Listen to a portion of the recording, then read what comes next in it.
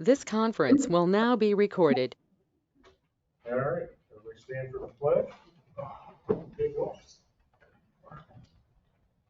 Pledge allegiance to the flag of the United States of America, and to the republic for which it stands, one nation, under God, indivisible, with liberty and justice for all.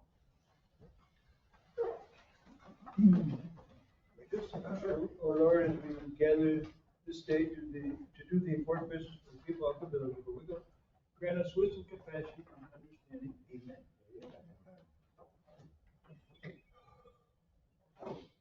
All right, first thing on the agenda is a public hearing on authorization to spend from the sewer reserve account. Is anybody here for the public hearing? Once, twice, closed.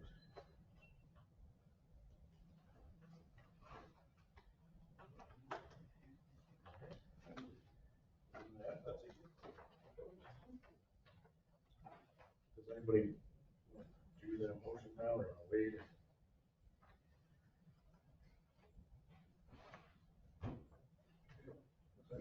Want to do the motion now or wait?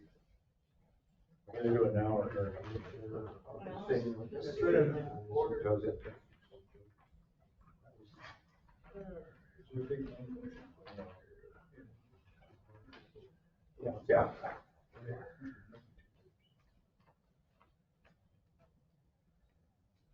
Short version. Right, yes. Yeah, okay. The agenda version and nature version. We don't have meat tonight? Kid is sick. Yeah, let's take his kid to the doctor. He'll probably join us when he gets back from the doctor. Motion is to authorize expenditure of $450,000 from the capital reserve sewer plant equipment for the purpose of a 2023 Freightliner Vector impact combination. I'll second that. Yeah, I think we want, what was it? Yeah. That is there, It should be, same thing, so. same. The lawyer. Yep, whereas the village You of can just Owego, say, you don't have to read Yeah. it, just say as presented, because it's in all the passages. So that's the, Brand, you second that? And you can read it all if you want, but it's just a page that says the same thing you just said. whereas the village of Owego sewer collection system is in need of a 2024 Freightliner Vector impact combination machine, and as the capital reserve for the sewer plant equipment has sufficient monies to fund the purchase of the 2024 Freightliner Vector impact combination machine, and as the village of Owego procurement policy authorizes purchases through cooperative purchasing network pursuant, and the village is a member of the Sourcewell purchasing network.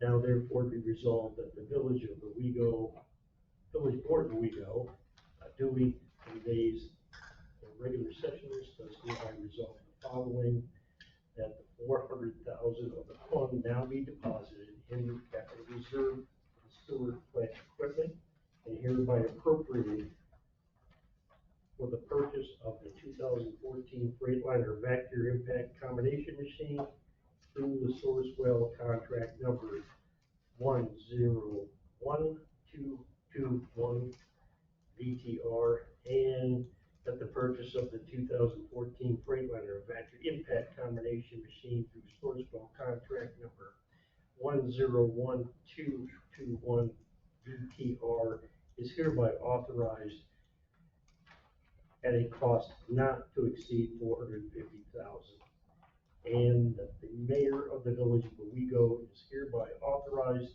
and empowered to sign all documents and take all necessary action and appropriate to effectuate the foregoing, and that the resolution is subject to permissive referendum.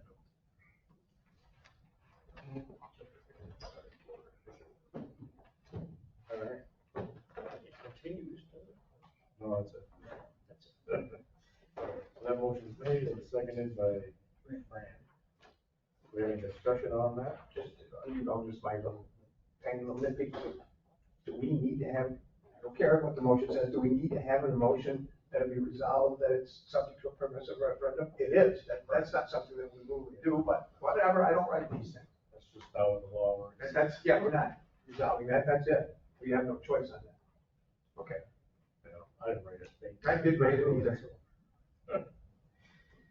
All right, any other discussion on the back truck for the sewer department?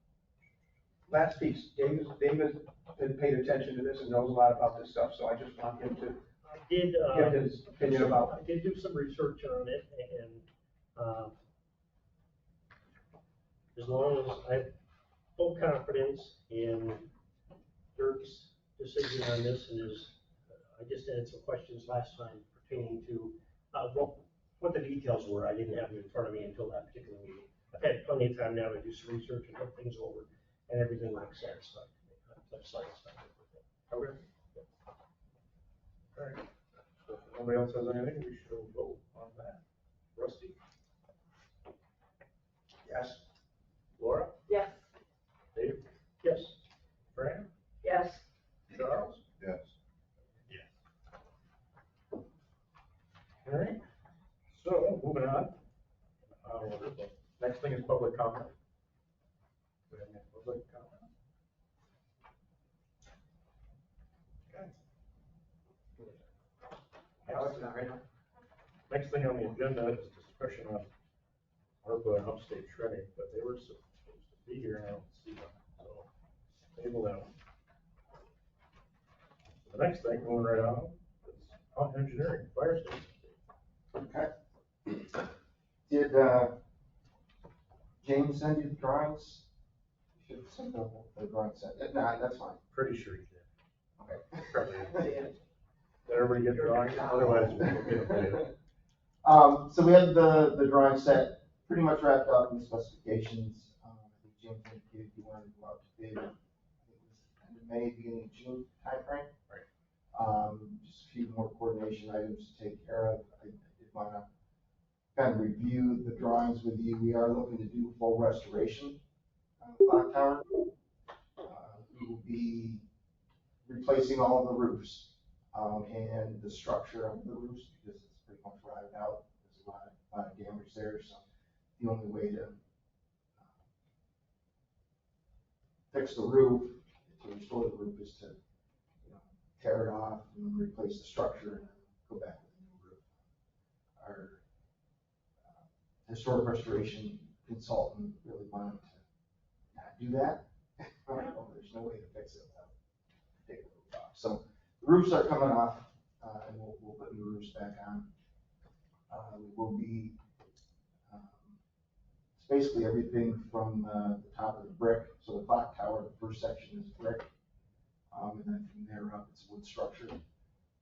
So from there up, it'll all get restored, painted, everything resealed. So we'll be soldering all the joints, replacing any pieces that are damaged, all the way to the top. There's a little railing. It's got little spindles. Those spindles, half of them are rotted out, so a lot of those will get replaced, restored, replaced. Those all have to come off when we do the roof anyway, so that'll all come down and put those back in. The tower, or the weather vane mast up there, pretty sure that's okay. Really won't know until we take the dome part off, see what the structure's like in there. That's one spot I can't really wiggle the way up into to see how the structure is. But once they start taking stuff off, we'll evaluate that. We are looking to also, as an alternate, because I know we were focusing on the clock tower itself, as an alternate, we're going to get pricing to scrape and paint all of the detail work below. Okay, so all the cornices, it's all the paint's all peeling and coming off. So all of that stuff we're going to be looking at as an alternate price. Like around the roof? Yeah, just under the edge of the roof, and then as you come down, all the window heads and all that stuff as we start coming down through. So there's a lot of that stuff. That is all in really good shape. It's just looks bad because the paint's gone off. So they'll get that all straight and clean. We're looking to replace all of the clock mechanism and put it on some kind of digital system that you can control. So that has been a I question. was gonna recommend that, we have a giant digital clock up there. We're probably gonna do digital clock, okay? But, surprisingly, the hands are still the original wood hands, Wow, really? which is amazing that they're still there with no paint on them. That has been a question, if the clock's gonna work again. The clock, that's the plan, is the clock will work again and put new motorized units on it. Can I ask a question about that? I had a friend reach out who now lives in Philadelphia and works on the clocks down there, like City Hall in Philadelphia. And restores clocks as like a daily job. And he offered wanted to come take a look at it and wanted to know if the controls were in there and offered to come and restore it. So He's more than welcome to come look at it. I'm not sure what's up there is salvageable. At this point, it's all pretty bad pieces and wires hanging everywhere. So, I mean, he might be able to take a look at it and see what we can do with it. I'm sure that would be fine. I don't think there's much on the clock face other than the hands. If they're going to be restoring those, put those back in paint.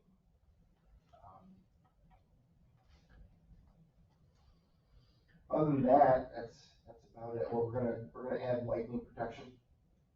So we'll be running a grounding cable all the way to the top, so that'll come down, all the way down to the ground, and get grounded, so that hopefully will protect it from any lightning strikes. I don't know if I'm sure it's had to have been hit by lightning in the past.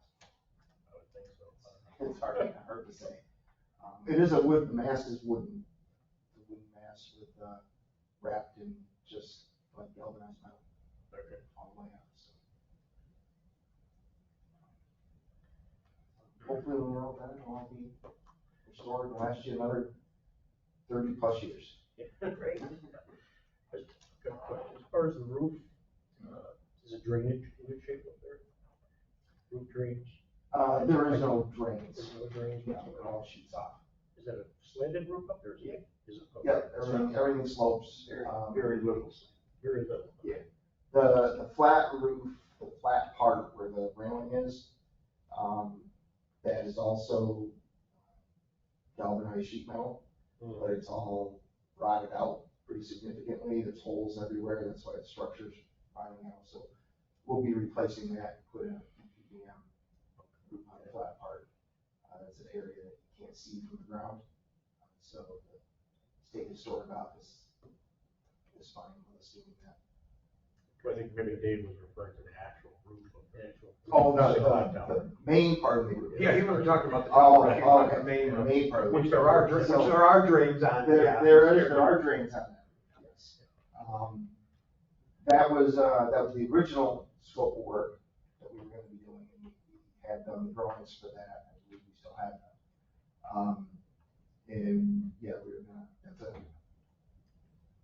sloped roof, and so it slopes to the back of the building, and I believe there's 2 drains in that area, down through the building. Yeah, I've just had experience with flat roofs in the past.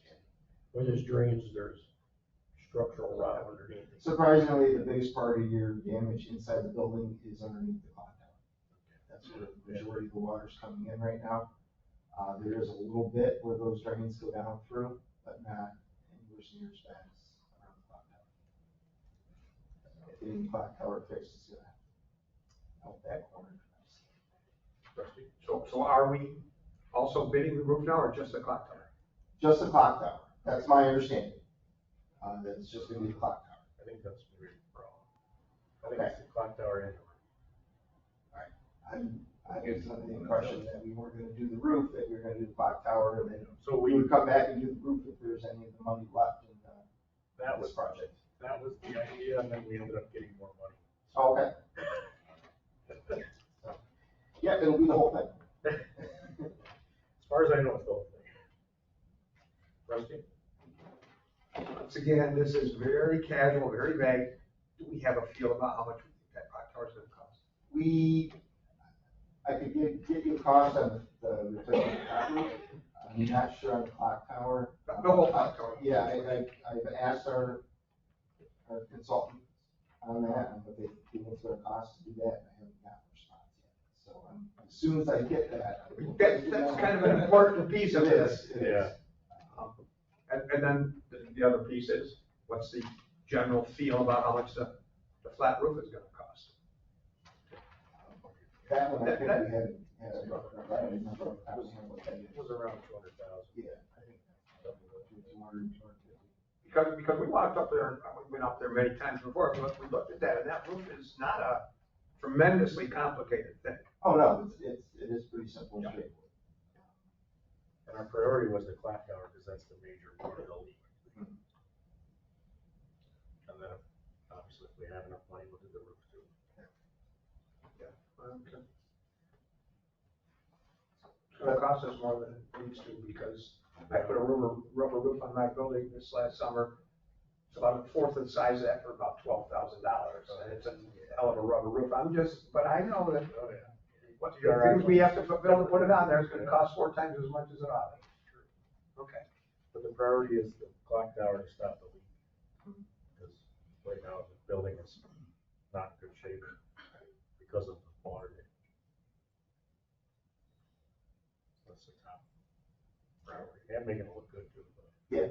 I think it's gonna, hopefully we'll be bringing it right back to its original shape and using the colors that. Like the latest number that we have, with the extra monies that we were allowed to have is approximately 4. Right. Just keep in mind that with each rainstorm we have, the situation gets worse. Yeah, oh, yeah, I'm sure it got worse last night.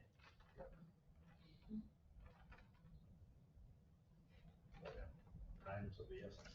So if it turns out, again, we're just chattering around about this, if it turns out that tower and everything about it is gonna cost us 4, we're gonna have to find another 1 or 2 to do the roof, because we have to do the roof. Right. Okay, just so we understand, everybody knows where we're going. And that's one of the reasons why we did not wanna necessarily say, if we take 30 and 60 out of Draper Park, that we wanted to put it for art, because we might have some things that we really have to put it for. I'm just maybe, I don't know, but just all those thought processes. Obviously, we don't know how any of them are gonna shake out yet. Yeah, all those thought processes of where we get and what we do. Okay, that's all I have right now on that, so. Okay. If you want, I can schedule a meeting with you and whoever to flip through the drawings, so you get a good understanding of everything that we're looking to do. Okay. Probably anytime next week, I'm pretty much open next week. Okay. Sit down and review those. We'll get them out to everybody, so everybody can look at them. If you haven't got them already, you might have them. Okay. All right, well, thanks for coming out. You're welcome. And, Looks like the next one is a. yeah, as well, but. so I'm gonna table that because Christina from the Arts Council is supposed to be here and her kids are sick, so. We'll do that one next time. Yep, and I thought James was gonna be here as well tonight. He was for that one, but when he heard that Christina could come, Okay, so we're driving up here, so. that makes sense. All right, well, thank you. All right, Thank you. That was way too fast. I know, way too easy, painless. Got out of your road today.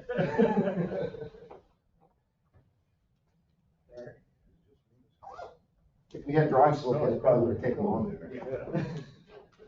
Get before they leave. I go run to the. Thank you. Have a good night. Good night. You too. Gary. Cheat sheet starts with H. Gary Hunt, maybe? No. Gary Henry. Yep. Thank you. He's also doing the police station too. For us. The police station. Oh, for that grant. Good question, did you The other guy, James, did he ever send out a thing about the bid opening we did for the Marvin Park? Well, I don't know if you sent a thing out, so we're doing an update. Bid opening for Marvin Park, we got 0 bids for the general contractor. We got electrical bids and plumbing bids. So in our status meeting last week with the state, we talked about what to do, and we are rebidding the general contractor. And they reached out to a bunch of general contractors that were maybe interested and kind of asked why they didn't bid. Some of them, it was a multitude of things. One had a family issue and couldn't get submitted on time. One thought it was mainly a utilities project. So he's put that back out to hopefully get some bids on that. Another issue was they're booked up. Right, because we're bidding it out now and want to start it in 3 weeks. Well, it doesn't, it doesn't feel like it's utilities, when the It's park, not. the other No, it's park, not, but yeah, it's just the the way- only utility is back. The way it came across. Yeah. Another one was scared about the skate park, like being able to actually construct the skate park. So once we kind of talked to them and said that, like, we expect you to hire that out to one of these list of people that do skate parks, then they were more comfortable with, okay, I think I'll bid on this. It's a freeform thing, isn't it? No, it's cast in place, so they have to Oh, okay. put molds in and pour a bunch of concrete, and it has to be fairly Gotcha. precise. So sometime, I don't know, I can't speak for Dave, but sometime, we've been over there looking at that and thinking about some things on that, we might have some more. I know Hunt doesn't like us to be throwing things in at the last minute, we might have some different thought about that.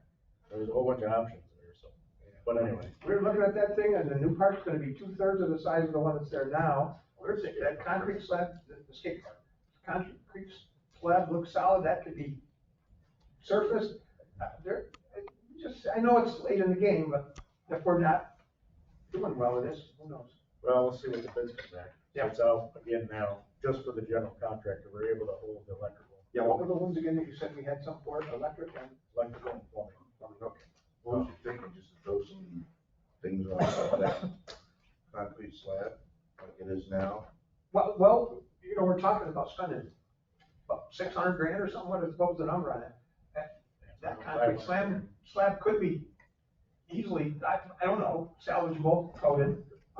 Maybe has some information about that, and it would be 150% bigger than the one we're gonna build, and then you build some stuff on top of it and put some stuff there. I'm just saying. Because what I've seen, that's a skate park. What you're talking about is what's there now, just small stuff on top of it.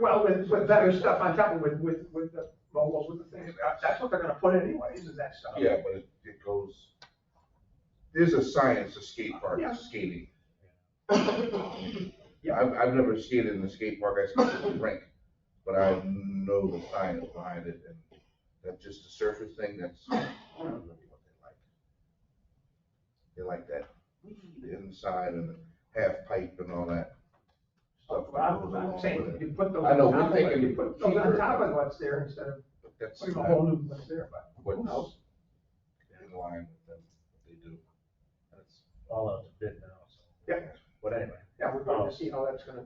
I understand trying to save a buck here and make it bigger, but because that smaller thing, I really didn't like that either, but Yeah, it's that's- actually what's their speed, It'll be better even though it's smaller. huh? It'll be better. It'd be even though it's better, smaller. but it's smaller, but I was thinking it should have been bigger also. Yeah. Yeah, but Concrete's if expensive. bigger means just a bigger version of what they got now, that's not gonna fly. So anyway, that's the update on Martin Park. And the other projects are due this week. This week or next week. The parking lots, the lighting across the river. What else did they send out? Maybe that was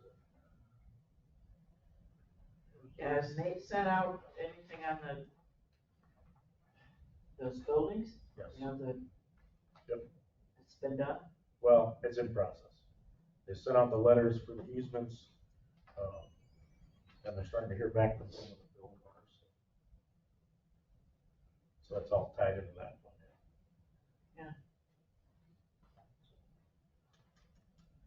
I mean, do we have to, is that gonna hold up all of the parking areas? No. So they go ahead and do the other parking areas and wait on that? Correct. And hopefully it won't hold anything up, but there are some potentials there that could. Yeah. But that's gonna be trouble. So, but no, that's, that specific lot, each lot is like optioned basically. Okay. So we can award everything but that lot or whatever. Alright. So they did it pretty smartly. So, everything's moving forward. The next project's up. Oh, we did get one key piece of information. Our DRI money doesn't have to be spent by the end of 2023. It actually has to be spent by the end of 2024. Great. Another year. We do have another construction season.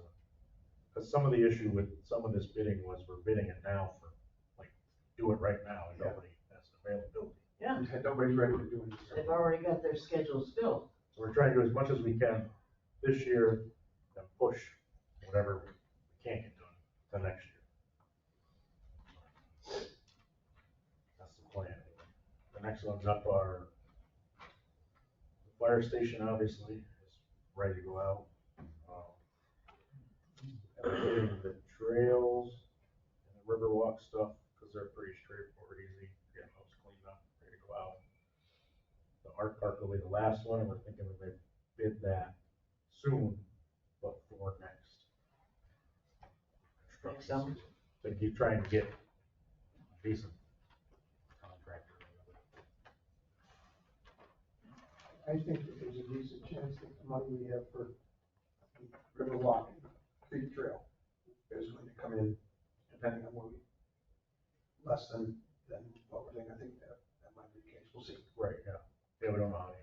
So I will say, the bids we got for electrical and plumbing on Marvin Park were in line with what Hunk was thinking, so that's a good thing. Obviously, it's like a whole project, so we don't know until the general contractor comes in with a price, but at least those two parts were kind of what they were thinking, so. So that's a good sign. So we'll know more when we get, the bids for those other projects and then hopefully a general contractor for Marvin Park.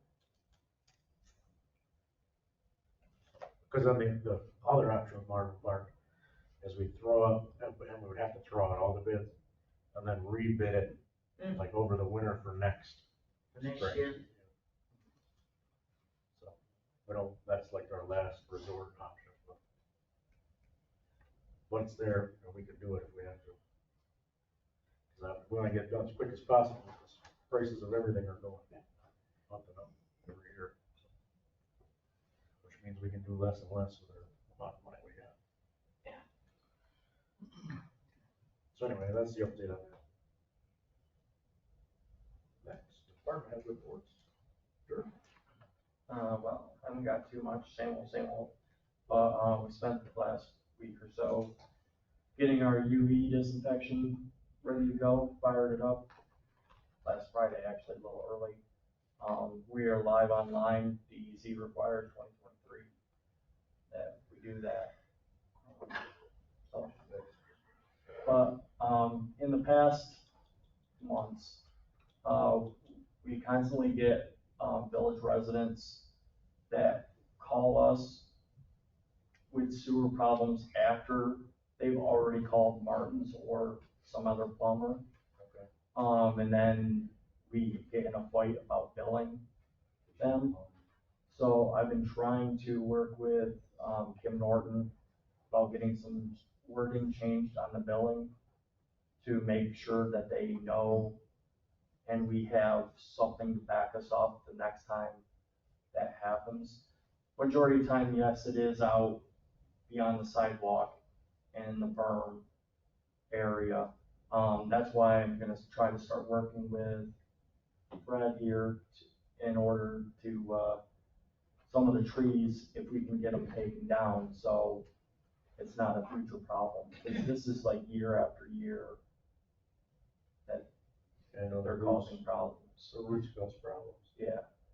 We do have a product that we've used in multiple homes, but these little canisters are $60 a piece, multiplied by how many residents were using it on every 6 months, every year. And it'd be easier just to take trees down. But the other thing would like to ask is, would it be good to send out a flyer, or is there a village newsletter? We can make the statement of sewer problems, call us first. Yeah, so I can put on the website. Why don't you just have Martin, make sure before they do anything in the village, they gotta contact you guys. Correct. That's the first thing I do.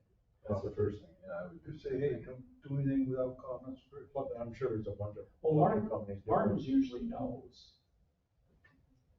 We I have would make a list of people who've been in the village, and I'd call them and say, hey, you come for me first before you do any action.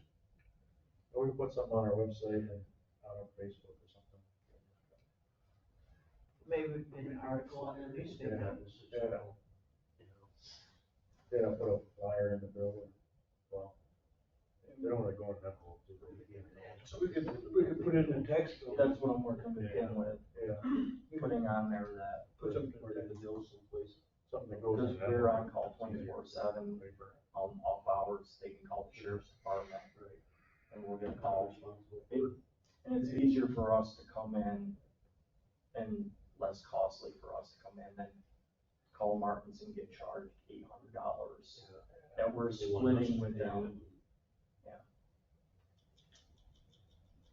Yeah, so that's just a communication kind of thing. We can help with that.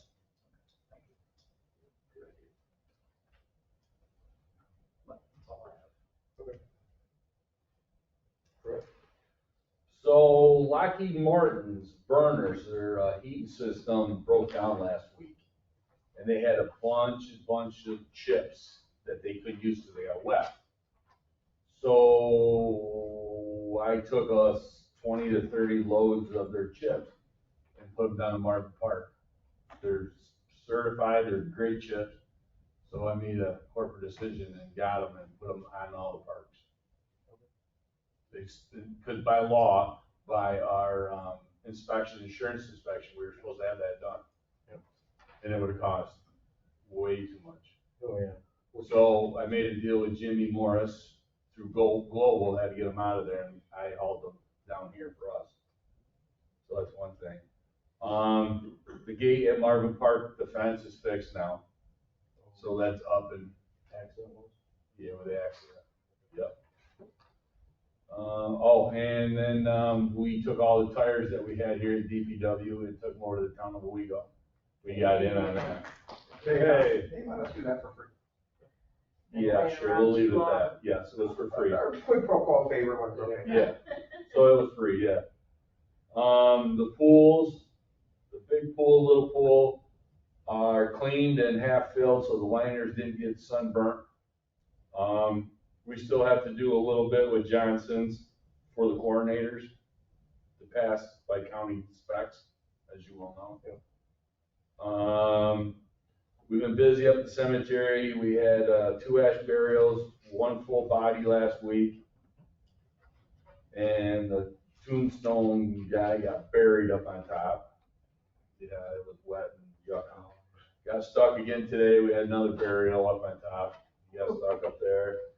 So we got him all taken care of. Been cleaning drains on Erie Street. Been flooded before the pumps took over on Erie Street. And, Oh, the drains flooded? Erie Street did, the pumps didn't keep up with them quick enough, but they kicked on and pumped, but they Just replace those 2 pumps. Yeah. Got called out this weekend. But it's Erie Street, Yeah, so. As you said, Mike, we just put we just put 2 new pumps up there. Yeah, it just didn't, the pumps didn't kick up, the float didn't kick up in time. I mean, it is what it is. That's good, at least the pumps. They work. Yeah, Yeah, they work. Well, that's good, that's better than before. Yeah. So that's pretty much it, and the ongoing grocery cart every day.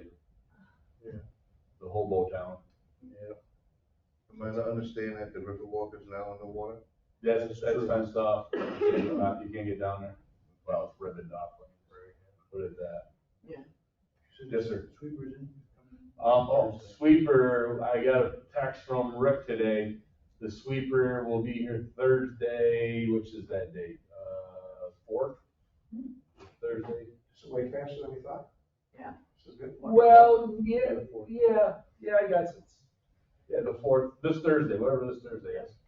4th. He'll be here between 9:30 and 10 o'clock.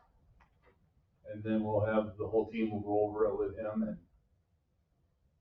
get schooled on it. We probably will have to take the skid steer out for a while with the sweepers to help clean the road. Yeah. They're a mess. Yeah. Some of the heavy wet leaves. And people have been asking, about clean the roads. So hopefully he'll start small and then he will, Thursdays and Fridays will be his early morning and we'll get the business district cleaned up. So he'll have to come in early. But for now, Monday through Wednesday, he'll be here during the day cleaning all the streets. And then Thursday, Friday, for now, will be the business district.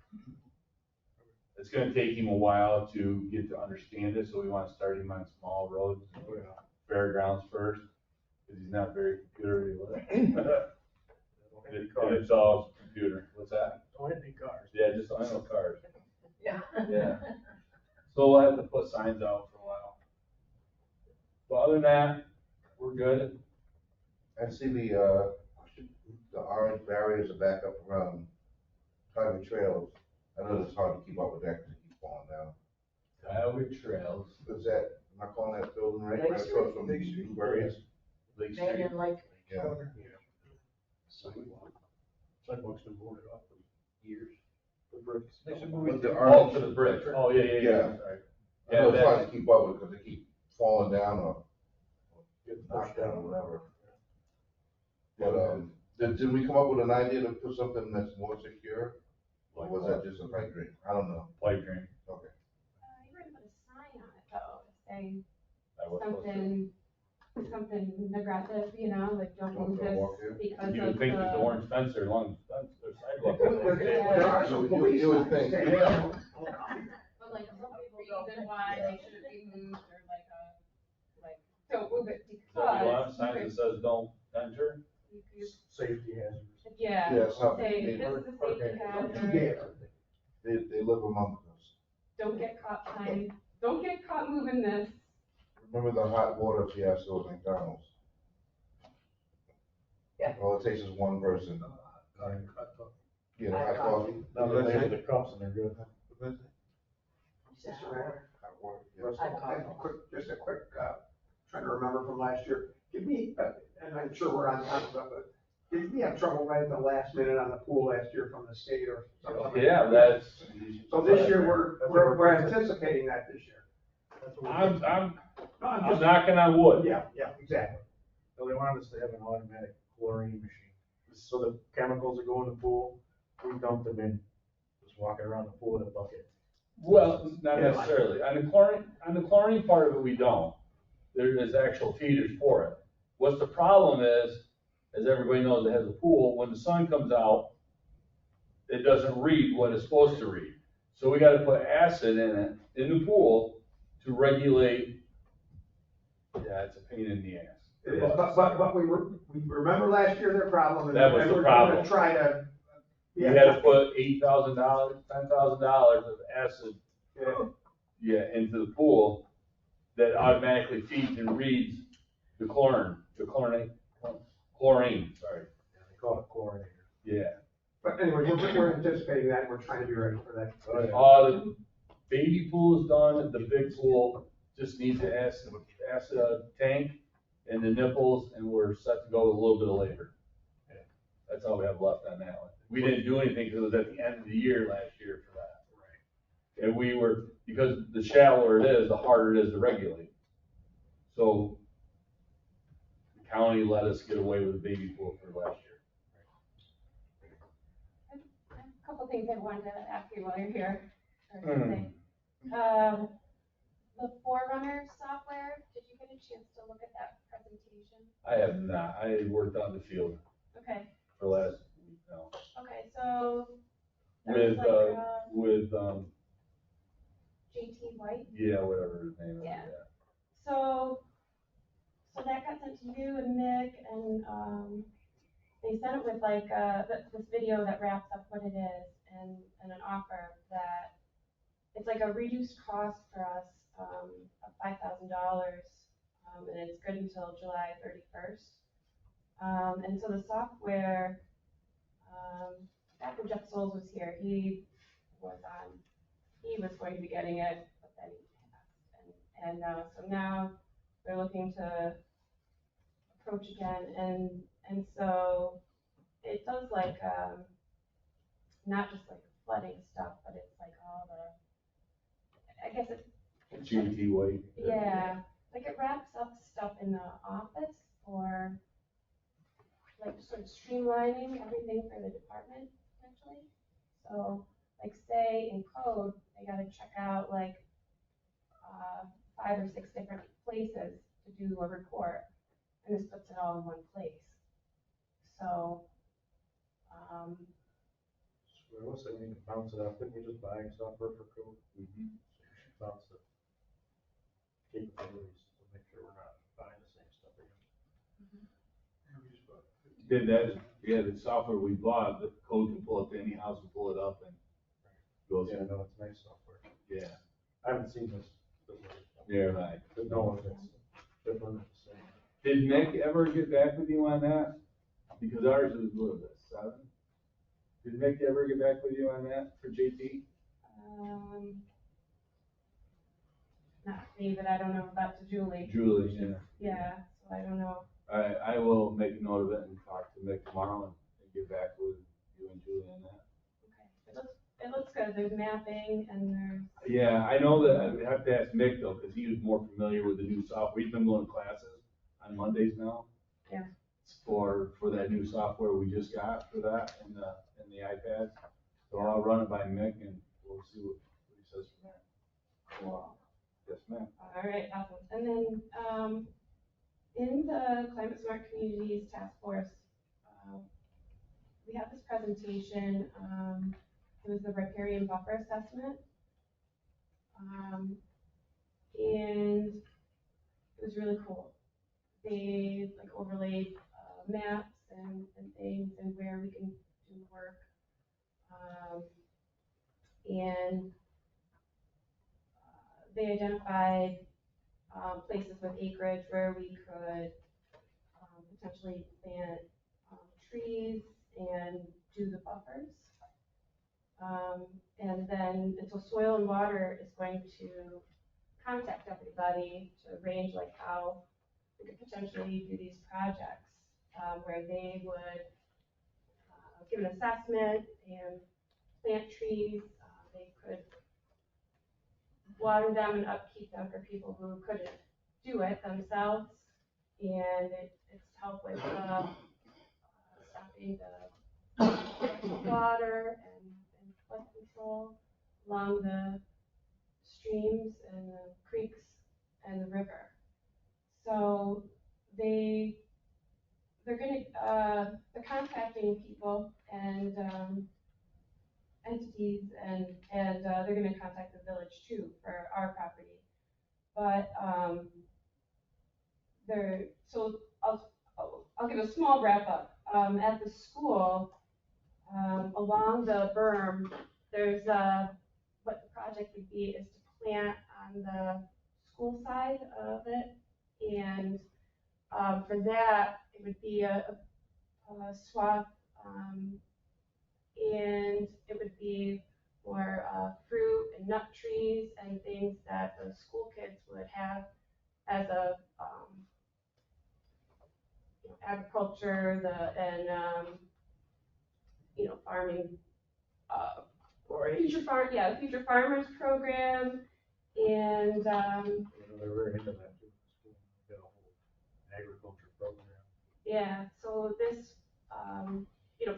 benefits, it hits all the markers for the benefits. And so that's like this, just like, more trees and stuff, planted along that line. And then in the far back field, there's extra athletic fields, but where they just do training. In the back corner where Huntington Creek comes out and then comes to meet Owego Creek, there's a really soggy corner.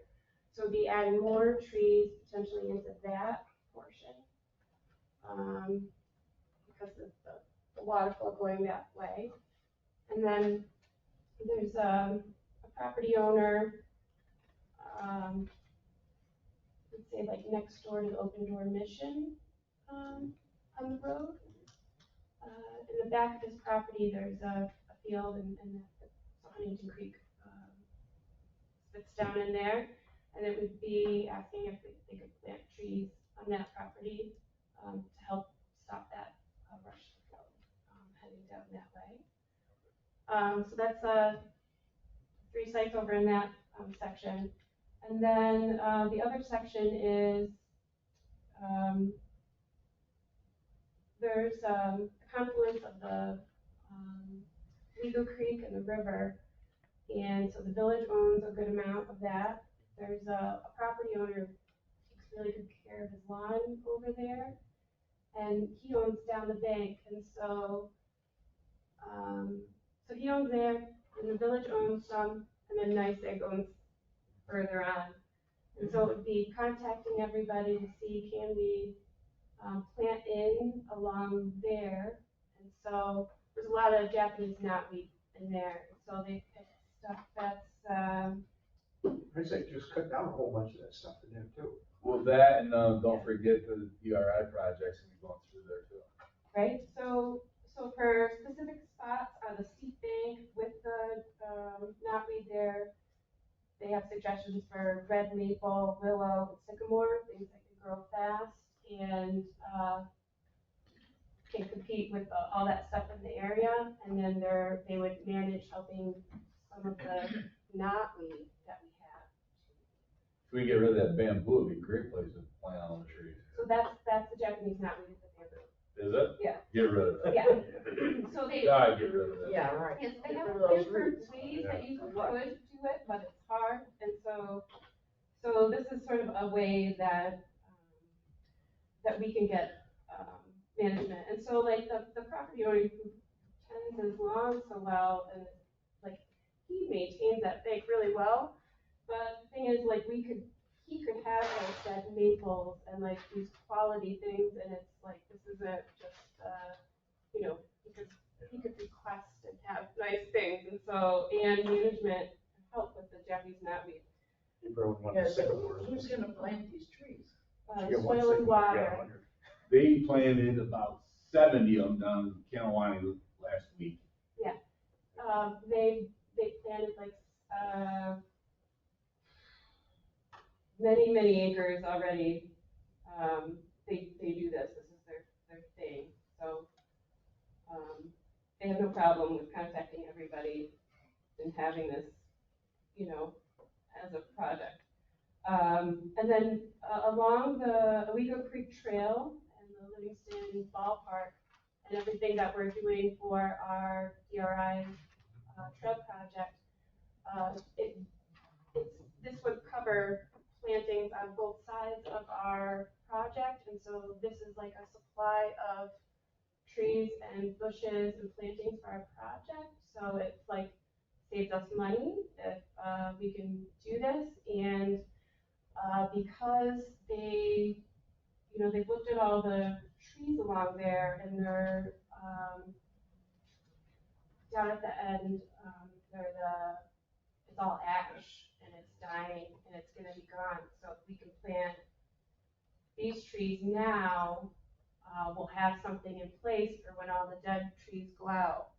And it's like in a big area, right? Like the creek there, and we, need to think about what happens when they go down and create dams and stuff. And so this is a management thing we can potentially, get together to do.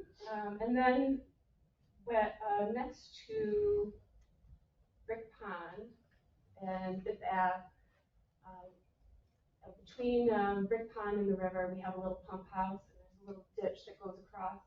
And the village owns a strip where there used to be a house that was removed after like the 2006 flood. And so that was identified, and a little bit of Buffy's property next door. She has a little bit of grass for that ditch. You sure that's Buffy's? I know we mow where the house is and all that through. Okay. It's open the tax maps that it's owned by. Where that house was, we mowed that and all the way up to the end of the line. Okay. We don't do anything towards Buffy's Okay. for mowing. So it would be planting trees, so maybe you didn't have to mow anymore, and then planting trees on Buffy's side too, or. Like I said, we never mowed on Buffy's side, so I can't tell you if that's village. Well, they would work on the property owner, just plant trees okay. there, and then plant trees, and then, yeah. And help pick them out, and if you would be open to getting more trees in the village, to help with the flooding, and then we get, credit for, They're not by the sidewalks Bingo. or sewer Yeah. pipes. Bingo. yeah, so they, they have specialists to identify what kinds of trees can go where, and, male and female trees, fruiting trees, like what spits out pollen, what drops fruit, having a good mix, how tall things get so they don't mess with power lines, like all those factors are thought about when they're doing these. More trees than you think. Yeah. So, I mean, it sounds exciting that they're working at doing all those projects, and so they should be contacting. I talked to the lady, the new lady that took over with Kevin Millar, through the water soil conservation. She's from Maryland. They just moved up here about a year ago. I talked to her Friday. About all the trees they planted. That was for the Canawana Nature Preserve. They put in about 80 trees. That's cool. Yeah, I mean, that's village property too, and we're planning all those, but these are other places that were identified to, sort of strategically for the water flow. Well, that's good stuff. Especially if we're not paying for it. Yeah, right.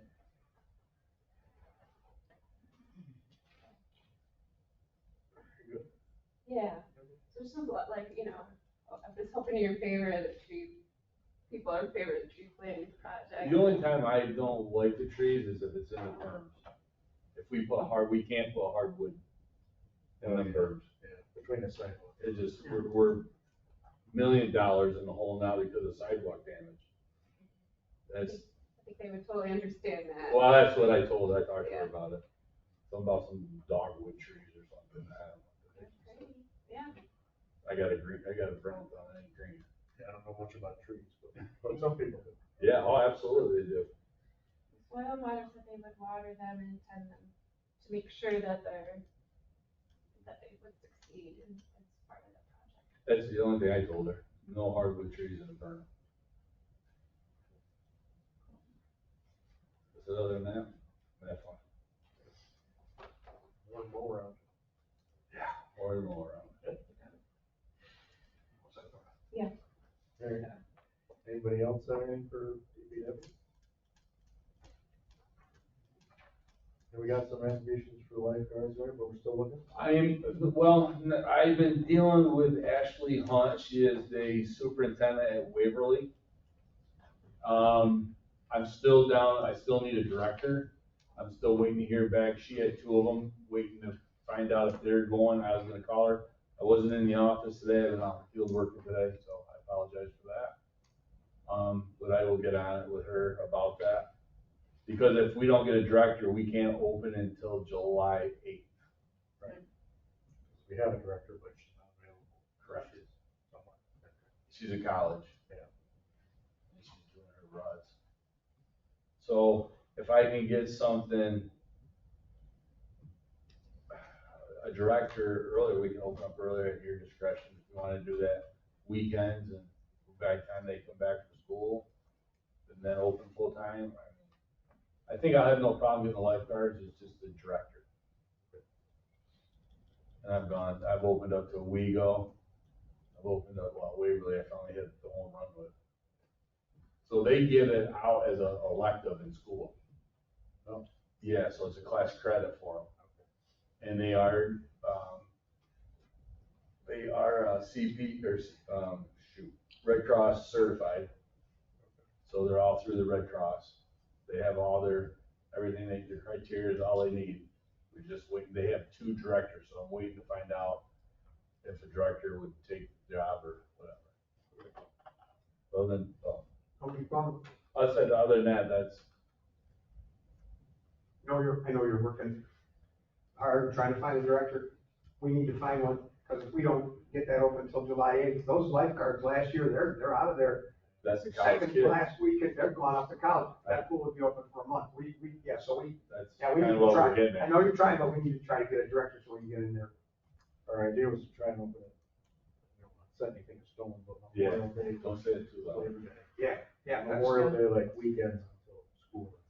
The school's not out until June 24th, something like June 23rd or 24th, whatever it is. We could, We can have, like the mayor said, we can open it up on the weekends until school's out, and then we can open it up all day, every day. Cause I think we should be pretty well with the county this year, once Johnson's coming and finish up. Well, we put, Yeah, I just looked at it, we put well, that's the problem, I mean, $17,000 Yeah. into that pool from our ARPA money. the pumps were shot, the pumps didn't work. Find a way to open it, cause we put a lot of money in that Yeah. pool. But you know that Facebook, Yeah. yeah. And that's another thing, and I don't know about how everybody else feels, a lot of people from out of the village calls us. Yeah. I mean, to redeem some of that money, I don't know, if you wanna just leave it as free, that's totally up to you guys, but I still think they should pay, We did get an inquiry, at least something, I mean, it has to be nothing, but. we did get an inquiry from Foundation, maybe. Get it help, like, It's expensive that we don't get anything out of, very expensive, What exactly are the qualifications for a director that you're looking for? don't ask me, don't ask, I So can't asked, even begin to tell you. there's a class, I guess they have to take, I don't know how involved it is. It's It's on top of the lifeguard thing. yeah, And there's a certification, and that's a position that you have to have, like, for the health department to even have a pool. yeah, you're right, you gotta be diving, you gotta cross with them. Nap, which is Mick's brother. And I know there's a separate certificate, I don't know how hard it is to get. I It don't goes know more what into it's the going- chemicals of it, and Yeah, assuming it's one of the chemicals. the testing of the water and that kind of stuff. She had to turn testings in every day. Well, at one point I do them every hour. Yeah, skip it, Michael. Let's not get into this. We didn't know if we were gonna open. Right. But yeah, so the pool director is in charge of doing all the water testing and the chlorine and the record usage. Yeah, so we gotta deal with acid. Actual acid for that pool. Then they have to know how to adjust all the chemicals, balance it. It's gonna take my grandkids swimming It's not like acid you're thinking of. there. Full of acid. Yeah, it's just, it's weird. But yeah, so that's what the pool director does, it's more, obviously managing the lifeguards, but yeah, on top of that, it's managing the water and the maintenance of the pool. So I don't know how much is involved in the class or how long it takes to get it.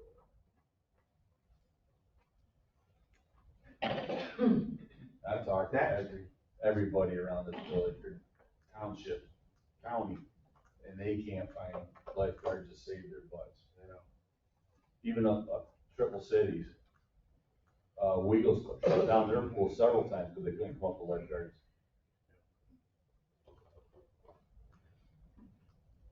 Be a good business for kids to get in. That's what I said. High demand. Exactly, yeah. Next. All right, I'm just trying to get us off the pool. Next. all right. We'll be jumping in it soon, hopefully. Yeah. Hopefully. Anything else for DPW? Straight in, turn into a skate park. Not a bad idea. Already got a big hole, no? You really want to. All right, Yeah. let's see, we have anything from police Well- department? Police, did you want police next? Yeah, I talked to Joe today. He does not have anything at this particular moment, but We should be getting our military, whatever you want to call them, non-military trucks back soon. oh yeah, those have been painted. Did I just see You'll that? have to do this. Well, it'd be nice if they were here like Your that. pavilion in the infield for the, what is it, the village? The police things, the dates, and It's all got electric on Oh, Very very nice. nice.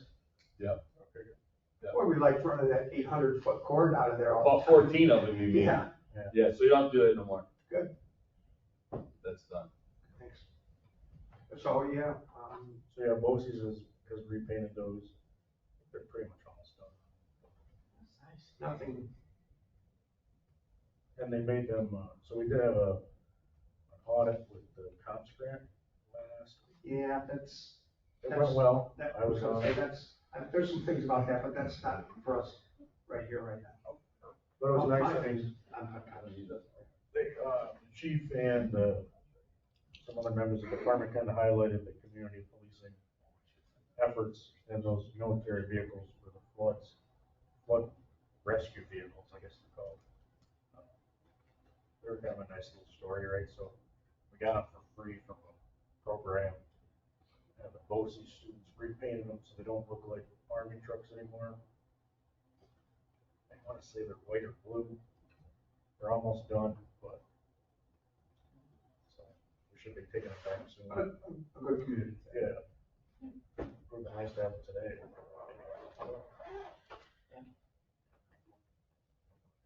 That's all.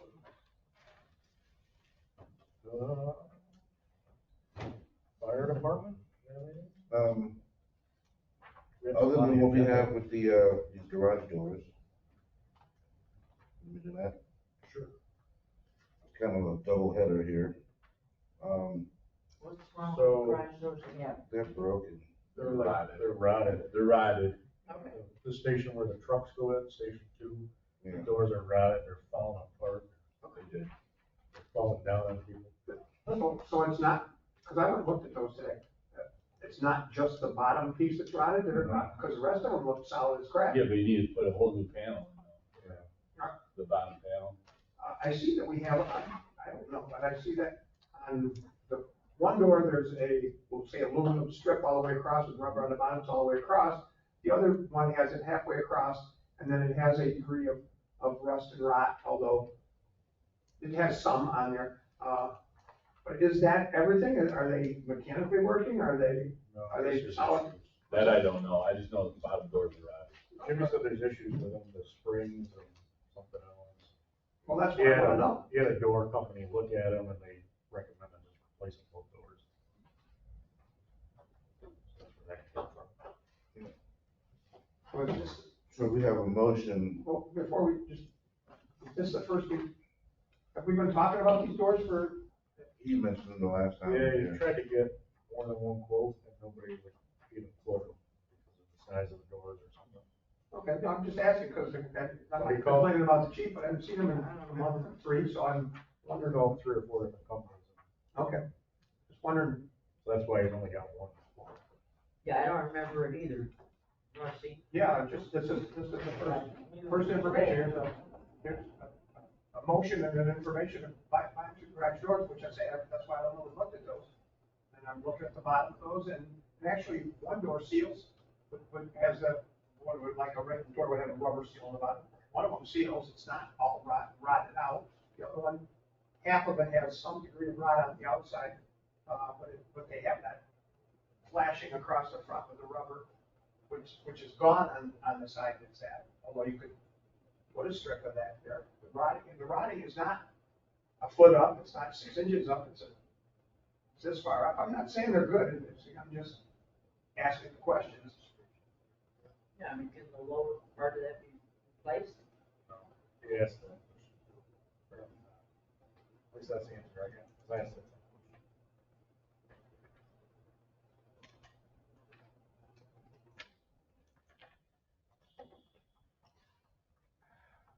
I like just one quote, and it's for total replacement instead of repair. Like I would like to see something about what's the cost of repairs. Sometimes you Well, can't he said polish a that- turd. When he said that nobody would repair them. That they just recommended to replace them. And nobody else would give them a quote.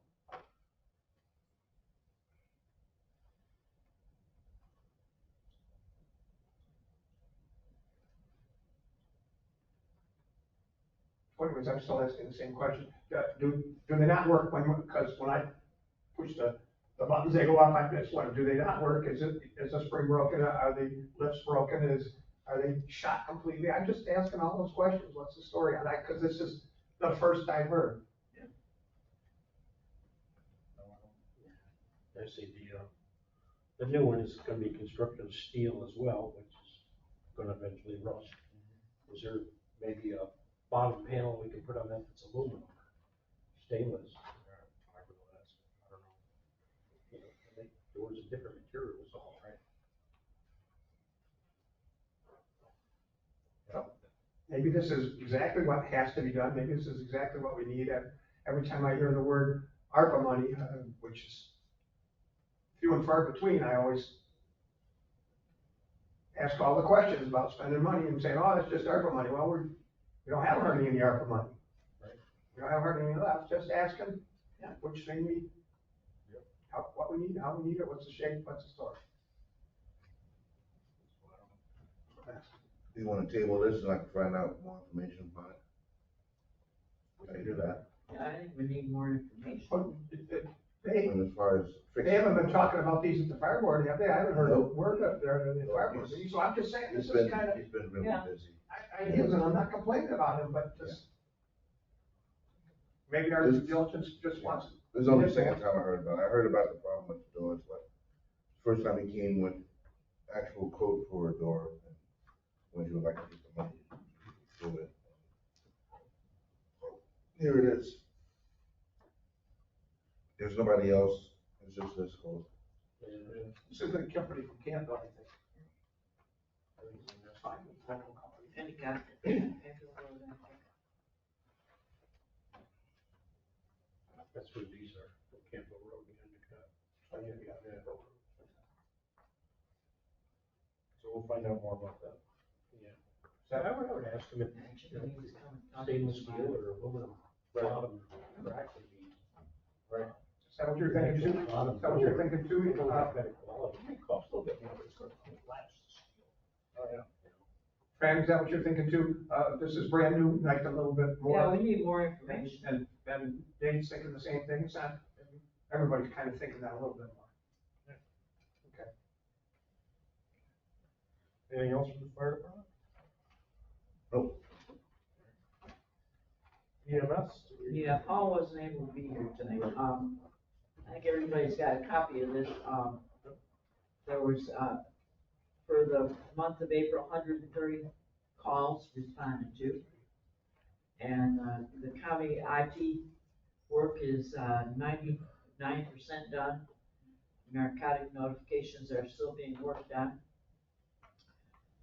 They're doing training, and Scott Smith and Son fuel source is delivered to the station, since they're gonna be closing down. I was wondering about that, yeah. And, there's been, several community, organizations that have, written to the fire, the EMS as far as, the service. There's, Terry Vlasik's family, has, thanked the Owego Police Department and the EMS squad, and, at the, excuse me, I didn't write this. at the, Best Buy Distribution Center in Nichols.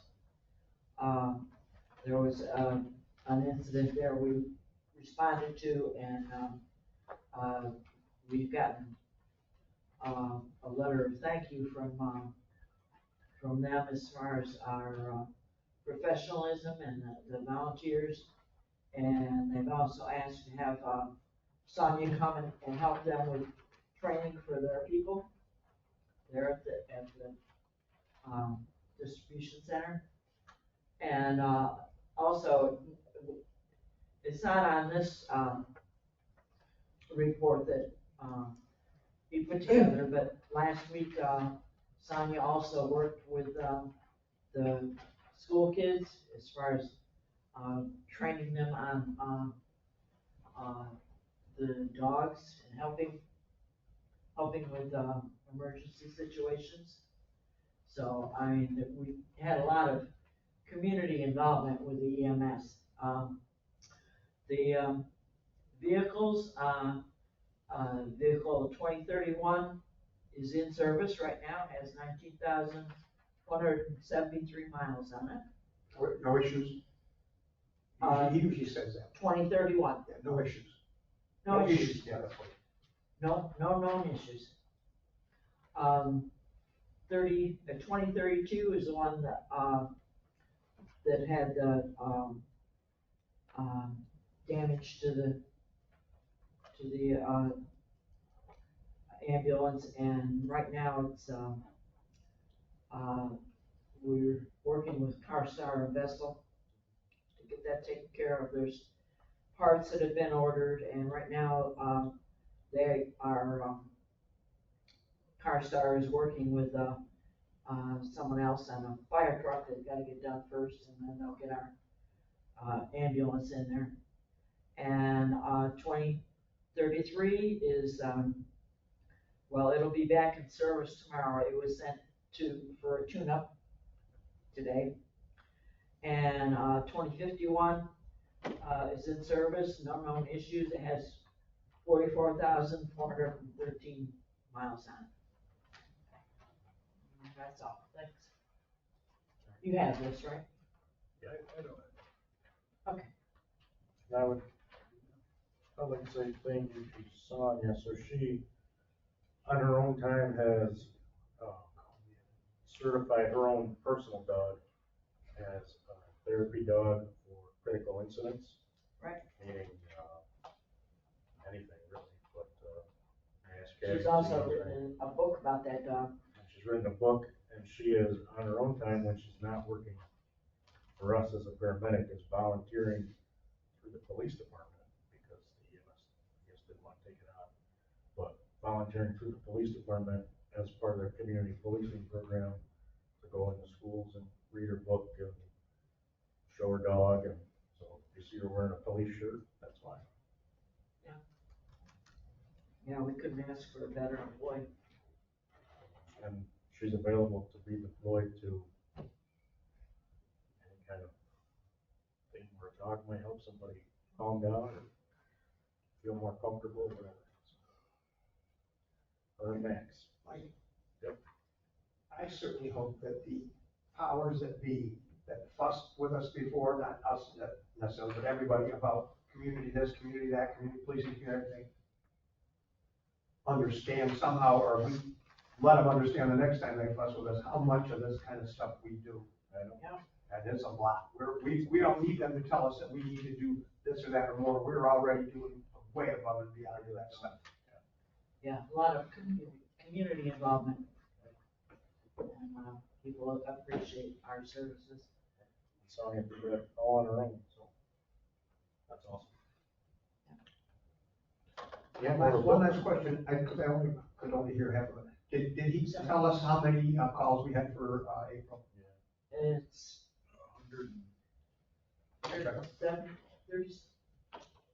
130. 130 calls April, thank you. for April, yeah.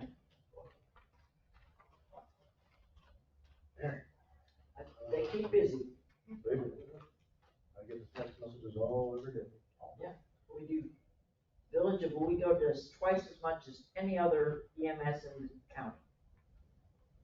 We got 1.5 employees. Well, we covered pretty much all. All right, EMS, who we missing? Missing the clerk's office. Just wondering, we'd like to have some budget meetings maybe Monday. Say that again. We When? gotta get the budget ready. We want to have a budget workshop. Yeah. Scheduling a budget workshop, is that what you're talking about doing? Yeah. I doubt that the departments are gonna have their stuff in by Monday. Oh, no, not even, yeah. no. Did we send forms or things to them? Because I know the chief said he didn't get anything yet. Yeah, I know they're working on it. Sending the stuff to the, Yeah. to the. they've been working on it. And Cindy's been swamped as far as getting them benefits numbers and that kind of stuff. We gotta have it passed by July, end of June, right? Remember, middle of June, we gotta have this ready about, say, the second week in June, so that we can have a public hearing, X number of days after that, and pass it before the 1st of July. Like the third Monday. Well, that would be a board meeting. I was thinking the fourth one. Yeah, we don't have. 22nd. That's the 22nd. We got 5 Mondays in May. Yeah, we're gonna have another meeting. I was looking forward to a three-week break, but no, we're not gonna get there. Either the 22nd or the 29th. I don't know, however you guys want to do it. 22nd is the fourth Monday and the 29th is the, well, 29th. is 29th is Memorial Memorial Day. Day, we'll do that. Do it 22nd. Well, we'll just schedule a workshop. Workshop meeting 22nd? Yeah, You know, and I was talking with the judge a couple weeks ago, he said, he hasn't gotten a form on budget for his department in a while, so you want to make sure okay. he gets the paperwork to do the budgeting. We'll make sure we get it to them. Yeah, Cindy's May been behind. 22nd. We've been trying to submit. What time is that, 7? Reimbursement for DRI, yeah. 7 o'clock? We had to report on all of our ARPA spending, which was not easy to do. Took her like a week. Imagine that, they give you free money and then want to know all kinds of stuff where you spend it. Oh, yeah. Of course they. Yeah, we've been trying to get our money back from DRI. So, yeah, we got to the budget yet, but we're getting there. Yeah, Mike, once again, we're saying the stuff that we already know. We have a tiny little staff that are overworked anyways, and every time we have more and more of these grants, which we want to have and stuff, we don't have the staff We don't. to administer. We don't. That's a nightmare. All right, so the next Well, thing. we did hire a part-time grant person, did we not? Yeah, no, she's been helping out. It's still not enough. That's excellent. So the next is that Office Specialist 2 motion. Now, I Yeah, did, we discussed that last week. we did talk to Nate about this, and we can either do this or not. We don't have to do this. The motion that we passed a couple of weeks ago is fine, and he talked to civil service, and it's fine. So whatever you guys want to do, you want to pass that to be safe, or just let it go. Either's okay, I don't care. Is Cindy fine? We need this She in wants place us in to order pass. to, I'm staying out of this. we need this in place in order to, have a title to give the person who we interview, right? Well, Technically, We passed a motion to do that. Yeah, We had discussion last time to be, for it to be rewritten. right, what this does is gives us more people to choose from. Office Specialist 1 and Office Specialist 2. So I think that's what we need, because we need to find a person that's qualified, because shoes to fill. Are you saying, Charles? So Charles, what happened was that we passed a motion to create the Office Specialist 2. We just took out all that extra verbiage. Then somebody from civil service came back and said, no, you have to have that verbiage. Mayor's saying now that Nate says, no, you don't. And apparently civil service says now, maybe talk to Nate or whatever, and says, no, you don't. It's like a volleyball game. I'm staying out of it. So it doesn't, if you want to pass the motion, it doesn't hurt, but it sounds like we don't have to, and we still have the position. Would it be on the safe side that if we did, it needs to be in place? Yeah, probably. The discussion is whether we need all that other verbiage in there. Right. And that's what I had fussed about a little bit, and that's what Nate said we didn't need, and now that's the discussion. Do we need that verbiage or no? Well, I think the verbiage was, the fact that what it was covering, Cindy does more than what that specifies, so we needed a title that encompasses what she does. Am I right? Did I use the right big words? No, the title's for the new person. Right. And I know we're talking, I know. The deal is whether, do you need to have it in that motion in anticipation of the retirement of city monitor? No, you don't have to have it. That's what I said before, but I'm shut. Do what you wanna do. It's just a title change. Right. The So we can get actual more duties people. of that title will be determined at a later date. So if what we passed last time is fine? Nate says it's fine, so I don't know who you want to put. But did you say that the civil service from the county said it was okay? That's what he said. So the, He said that civil service said it's okay. so who's really pushing for this change? Why is this on the agenda? Well, it was on the agenda because civil service wasn't happy that we passed it without that last sentence. But now that Nate's talked to civil service, they seem to be okay that we passed it without that last sentence.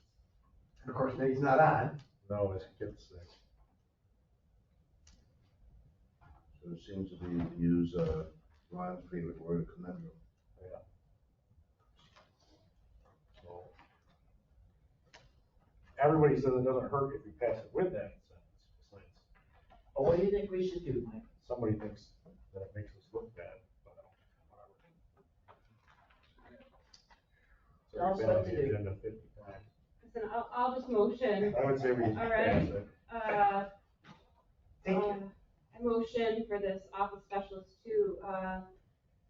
It is recommended that after the clerk's office having filled out a Tioga County position description questionnaire, that the position of office specialist two be created in anticipation, of the retirement of Cindy Motter, as the title of senior payroll clerk does not accurately describe her job duties. I second it. We'll just vote on this. That's the safe way. to get it out. I will be voting yes for this overly verbose Okay. motion. Laura, Yeah. For you, Cindy. Dave, yes. Fran, Yes? Charles, and yes. Okay, so there, now we passed both versions. Okay. Nobody can complain. Yeah, we didn't withdraw the other one. We gotta vote. Wait, I'm there's more. staying out. All right, parade permit for the Memorial Day parade. Let me motion to approve the parade permit for the parade. It is Memorial Day, the 29th. Parade starts at 10 a.m. Want that all in the motion or just want to? Approve the permit. Second. As presented. All right, any discussion on the parade? My question is, who wants to be in it? Because they're gonna ask me, I'm sure. You know where I'll be. You'll be directing traffic. I'll be directing If traffic. Travis and Buddha, Good book. that too. All right, let's vote on the permit. Rusty? Yes. Laura? Yes. Dave? Yes. Fran? Yes. Charles? Yes. And yes. And then, yeah, if you wanna be on, let me know, because I'll have to give it up. Get enough gators and whatever. Cars, we've done cars in that one. I think it's gonna be a real parade this year, though, not just a vehicle parade. Because my kid's doing color guard and they're signed up to march in the parade. The last couple of years of COVID, it's just been cars and trucks and buses.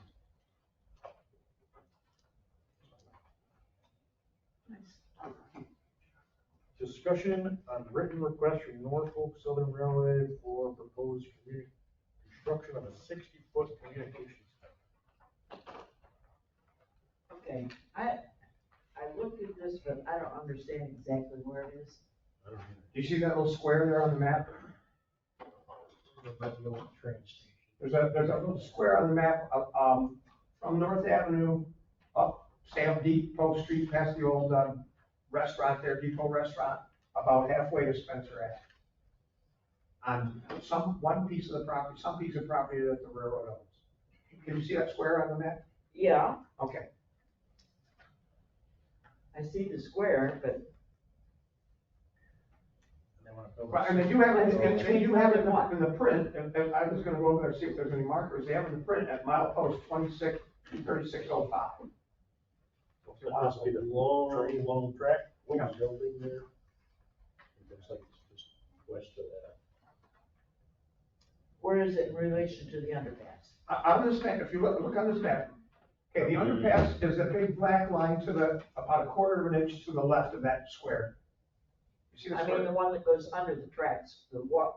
The underpass does go into the Not tracks. not the track, not the. The one on car Page Street. underpass. Look, can you see this map? I'm gonna show you. Yeah, I'm gonna show you.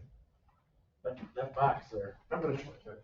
It's easier to try. right here. so it's past the This is restaurant. Page Street up here. Past the old Oh, it's restaurant. Page Street. And this is Short Street, This is is the restaurant. This is Spencer. It's not in that field they have there. John R. or State, and this is North. So there's Spencer coming out, and it's halfway between North and Spencer up along the road. And Okay. Floyd's over here. So it's before that underpass. The underpass, that little walk underpass is what it is. Okay, gotcha. So I say just a little bit, just almost, this, according to this picture, it's almost just past the People's Restaurant. Got it? Yep, gotcha. So what do they wanna do in this tower, just So hang this out is- and? This is a Okay. 60-foot Train tower going. with a 10-foot antenna on top of it, so it's So 70 it's feet 70 tall. feet tall. That was a 70-foot tower. And we talked about this today a little bit, Dave and Rodney and I did. Nate's not on, so I don't know what, power we had to tell him no. Yeah, I looked up Shaw, and my friend works for that company in Rochester. And yeah, I looked up their website and their what particular projects they do and stuff. And so Shaw is the sort of builder consultant architectural company that would be doing the work and is giving us this notification. And so you can read that it says that as per the nationwide programmatic agreement for the review of the effects on historic properties for certain undertakings approved by the Federal Commission's commission, this letter serves as a written notification for the proposed project, right? There's where we can fight it, right? So Because we they're can just telling us say, it's gonna happen. like, you know, otherwise it's like a notification that says this is coming in, and that says, they have to notify us for a reason, and we potentially could say, you know, as a clue, the historic properties thing, like our historic village and the eyesight of everything, maybe we don't want a historic, or like a big tower right in front of our monument, you know, and our view line, and maybe we could ask them if there is a more appropriate place closer to the town of Tioga. Or maybe So- make it shorter and they can make improvements on that underpass. So the questions are, do we have any say in the matter? Because railroads have a lot of power, we may have no say. Right. That's a question. If we have a say, then the next question becomes, do we want to ask questions or ask why is it going right smack dab in the middle of the village, a giant tower in the middle of the village, maybe, why isn't it going, we talked about this a little bit today, and say, but if you want to ask these things, why isn't it going on the other side of the Black Bridge outside the village? Why isn't it going up, Fifth Avenue someplace? Why is it going smack dab in the middle of the village? If we cared about it at all or wanted to ask those things. And- Yeah, why does it need to be there? Exactly. And I would also ask if it had to be there, could we require like shaping, like, you know how they shape them like trees? You know, like a tall tree. I mean, Like- A lot of 70-foot tall trees would be pretty tall. Well, there are Some are 70 pretty foot cool. tall trees around here, and, you know, it can look a little awkward in the winter, like a flake tree or whatever, but they do make them, and maybe we could ask that it look nicer than, My concern, I mean, they're going right in the middle of, metal. our wonderful, they just add it to the top of the silos at Ward was. Yeah, right. They're going right in the middle of our wonderful area over there. What are they gonna do to keep people from climbing this? We're gonna put some of our new directional signs in, pushing people to climb. So anyway, if you read this, that sentence that was just read, it implies that they have to tell us about this with the possible effects on historic properties.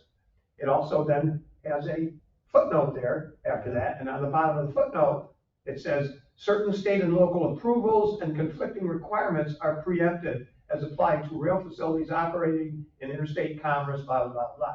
Which also implies you may have an objection, and that may be just tough crap, because we have the railroad, and we can do this. Yeah. So, once again, more, if this is just informational, fine, otherwise we need more information. So this is probably a neat question. Yeah. What do we do? But what are our options if we chose to do something, which we haven't necessarily done at all, but we might. Yeah, I don't know what our options are. Or is this a planning board kind of thing? Or I don't know. Planning and zoning? Right. I don't know. I'd like to contact them to fight it, you know, just to see more information about not having it.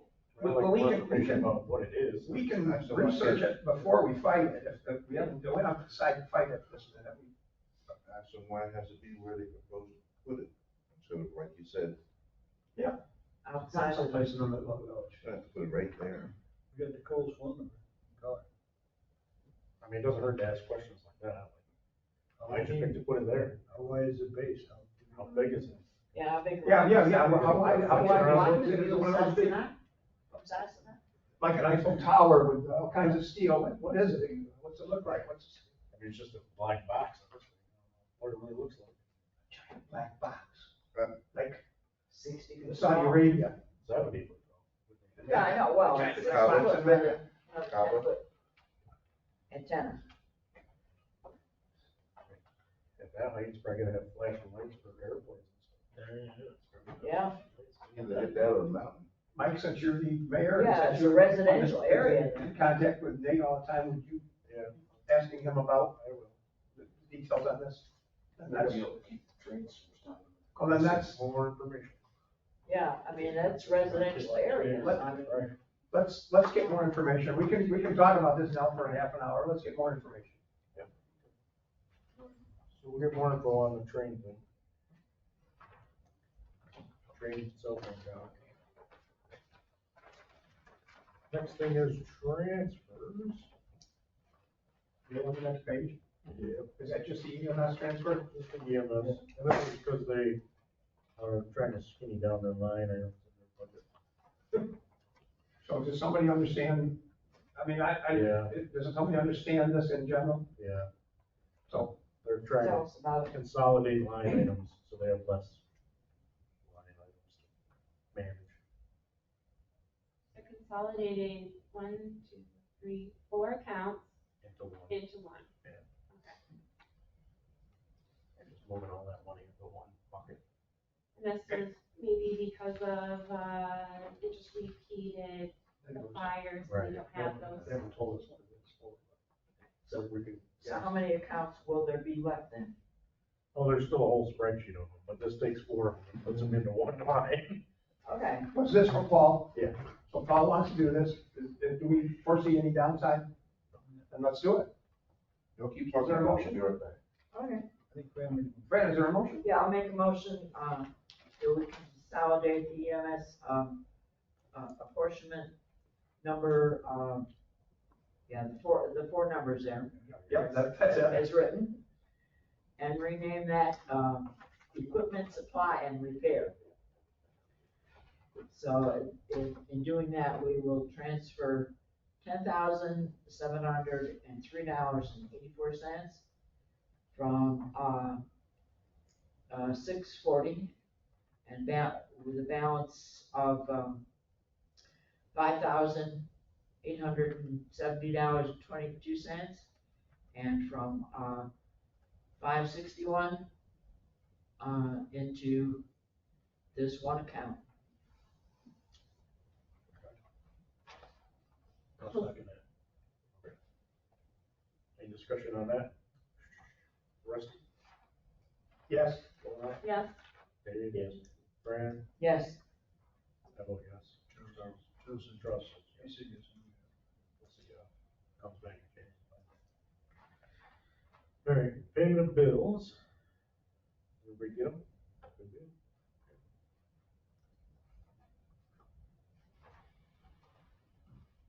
You have to do your thing, I'll sign it.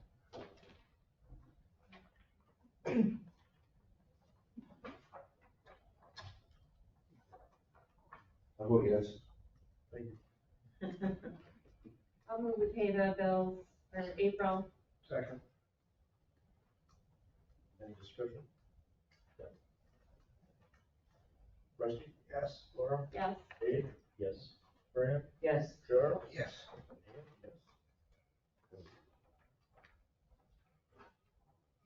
Motion we approve the board minutes for the April 17th meeting as presented.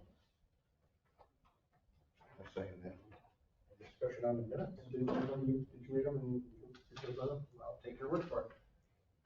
Well, we were supposed to have, this week, a, vote on the previous, account balances and so on. I don't see where that's on the agenda. We're on minutes right now. I know, Okay. but that was in the minutes, that we said we were going to, that was gonna be redone and we vote on it this week. Well, I think we're gonna put it on next time for the next treasure. Cause there's some tweaking we're doing on the treasurer's report, so we have to do it. Fran, We'll do it next. could I? Yeah. So if we did not approve some transfer of monies last time, and it's in the minutes that we didn't approve them, that we would vote on later. That we Then- vote on them today. Yeah, but then, that has nothing to do with approving the minutes then. Then, if that was in the minutes and said we would do that, we're just approving the minutes that we said we would do that. We're in the middle of just approving those minutes, not in that next piece. Am I making sense? That's, Right, any other discussions or corrections to the minutes? Rusty? Yes. Laura? Yes. Dave? Yes. Fran? yes, Charles? Yes. Now might be a good time. to bring yeah, that- so, bring yeah, that up, yeah. so we're just gonna skip last month's, accounting? Forget about it? I'll bring it up. I mean, put on the update. You're gonna get a new one next time. Has it been corrected this one? So we won't have any for that month. We'll skip that month. Maybe you'll have to. Don't do that. We approved it this month's treasure, or no, we didn't do that yet. We didn't do that. Oh, okay. That's right, we did treasure. That'll be the next meeting. So we're gonna wait for both of them? Yeah. Yeah, we can vote. So we're gonna postpone both of them? Well, no, you're supposed to. Right, Okay. So we will have two reports next meeting. next 2 weeks from now. Okay. All right. I'm not guaranteed. I guarantee you're gonna get two full reports for whatever, Okay, thank you. thing of interest. Next thing is informational item, new software. We put in our packet of information on new software for our accounting system, because ours is old. Doesn't look that great.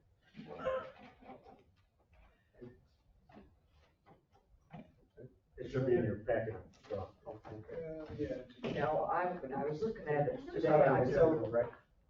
25% of that comes out of the EMT. Correct. So are they gonna use that software? They do now. Oh, information. Yeah, EMTs will get to use this new software. The EMTs want the EMS uses it for the budget and paying all their bills and everything. Paying their employees. I mean, that's So software Stephanie done and so Paul well. can get into the program and do what they want. Kim and Cindy use it to support the EMS department. To pay the bills, to do the budgets, to do the treasurer's reports, all that kind of stuff. That software runs the accounting of the village. They just pay a percentage of the support, like the sewer department pays a percentage. 20% to the sewer, 25% to the sewer, 25% to EMS, and then the other 50% comes out of the village budget. General. So that's the accounting software that runs off. Yep. I mean, only the girls who use it. Yeah, it just runs the whole bill. Runs payroll and. Well, it says something about the village board members can The newer software, get you into it, can view get it. into it, look at it, Yeah. because it's web-based. You just can't. Says you can look at it, but you can't change it. Can't change it, you can look at it. Yeah, new software has new capabilities that we could log into it and see it real time and that kind of stuff, which we can't do now. And then this new one also has the capability of, like, you know, how people make payments, like say your electric bill, you take it out of your paycheck automatically. So this new software is gonna have that capability. If you wanna set it up, and you wanna pay your sewer bill every month, it'll come out directly and all that kind of stuff. Right now, we can't do that, but it's, again, same with, you know, taxes and different things. Also, individual residents can pay. Yeah. Right now, we do it, but with a credit card type of thing. There's still be probably a little credit card part in there, but they can set it up that they can do a monthly payment, right? You know, kind of bypass us a little bit, but we get them in the mail all the time, but, you know, these would be like, anybody that wants it can do it. Ron, will this have the capability of like auto pay? Yeah, that's what this is, yeah, it's gonna be the auto pay. Right now, And we this will don't. track the customer. Yeah. And bill everything correctly, Right. kind of like what I talked to you about last Yeah, week. yeah, auto pay and also the, you know, taxes, you can do it that way. A lot of people, you know, hard to believe that people really want to. Yeah, that's some interest in that. Yeah. So, The old system can't do any of that stuff. The old system is like 15 years. I was gonna say, so our accounting software is about 15 to 20 years old. So this is the same back-end kind of database, same company, but it brings us up to date as far as software goes. Which will be out of date in 6 months, but Yeah. yeah, it won't be 15 years on it. So does have a lot of new capabilities that our software now just cannot do. Like us seeing real-time data instead of waiting 2 months for a treasurer's report. Okay, is this something we put in the new budget? No, just a thought. Well, so we had it in this year's budget, but not quite enough money, so there's a proposal in there. Yeah. There's a proposal in there. We've had money put aside for it. Yeah, for like the last 2 years. We've kind of been building up for it. Yeah. We knew it's coming, but it's, Yeah, I agree with that. it's expensive. It's informational, though. We're not doing it today, but we're Right. getting everybody on board with it. And if you have questions in the next couple of weeks, ask them so that we can. We'll try to answer anything like that. Okay, so it's like, almost $78,000. Is that, a one-time purchase? Is that an annual payment, is it? Part of it is an annual purchase, a lot of it is a What's one-time. annual? I'll have to look at it, but it's, There's an annual. there's a smaller annual fee, but most of that cost is to migrate all of our data from the system we got now into the new system. And they knocked off 20-some thousand off the original bill. They go, now we worked out something so we don't have to pay as much. It's good. The annual fee I see is $7,780.50. So the rest is just a one-time charge. They get us from this 15-year-old system into the up-to-date system. Okay, so we won't have to pay that on it annually? About 7,000. And that gets split by the departments. $7,000. Which it has all along. Yeah, we've been doing that for years. So, Mr. Mayor, just because I can't help myself, the Luddite down here is just interested in one sense to know, in the last few years, how many times we keep buying, now we're gonna be on that county system for this $66,000, and now this, just out of my own chuckles, how many hundreds of thousands of dollars do we pay in technology upgrades and stuff, so that it glitches, I know it's valuable in this, but so it glitches and doesn't work right for us. Yeah. That's a lot. But gotta do it, but In the county stuff, actually, if you have a problem with a computer, you just call them up and a couple minutes later, they normally fix it. Yeah. They're really good. It's like, and they'll come over here and spend a day or whatever. I mean, they take on a lot of responsibility with the computer stuff and the telephone things. Yeah. So in the long run, it's kind of a savings. Yeah, and this is similar to, we just did a bunch of big software stuff with like the police department, now we're on the county system. Yeah. So this is similar to that kind of stuff. That's a really good deal. Nobody else is on this system, but it is the new version of the software we use, so. Maybe you'll get a better trade. Well, that's the theory. That's what we're hoping. That's the theory. I'm hoping that. We're gonna better what? Treasurer's report. Sometimes it's even confusing. Some of the stuff. Yeah, it's 80,000, I would hope so. There's a lot to it. All right. Alright, so no action on that, just information. If you got questions, get with the clerk's office, they know all about the software. And what it does and what the new stuff can do. Trustee? No reports. That was great. I do, but, I talked about most of it already, so, the planning committee is gonna have a meeting again finally. They haven't had one in a long time. It would normally be scheduled for May 30th, but that falls on a Memorial Day, so they're trying to move the meeting to Tuesday, May 23rd, 7 p.m. And that would be for a site plan review of a DRI project. And OHPC is gonna meet here May 4th.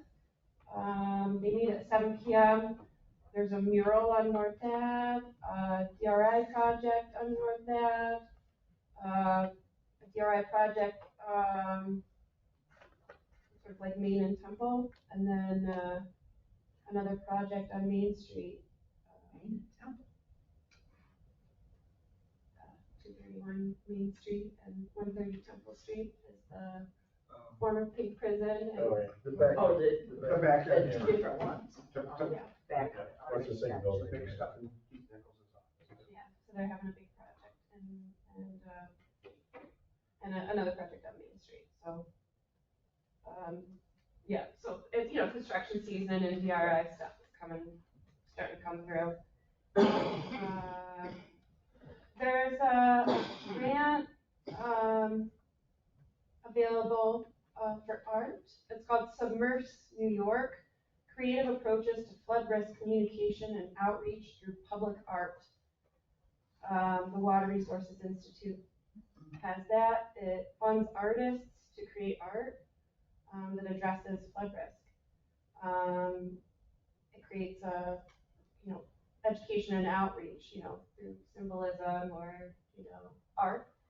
And we would get credit, for the education and the outreach through that. So that information about that grant was sent to Christina and Nadine at the Arts Council.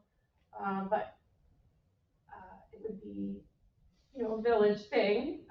Maybe our grant writer, we could pass it to our grant writer instead of an outside 501c3 to write a grant for us. Gotta have to see, a lot of times we can't apply for the grants. Yeah. Depending on what they are, but yeah, we'll look into them. So this would be for public art. So, and Maybe since we we're can- looking for money for public art, I was hoping that they would take a look at that, or that we could take a look at that. Yeah, so that's all for me. Okay. Stuff, Dave, no report? Fran?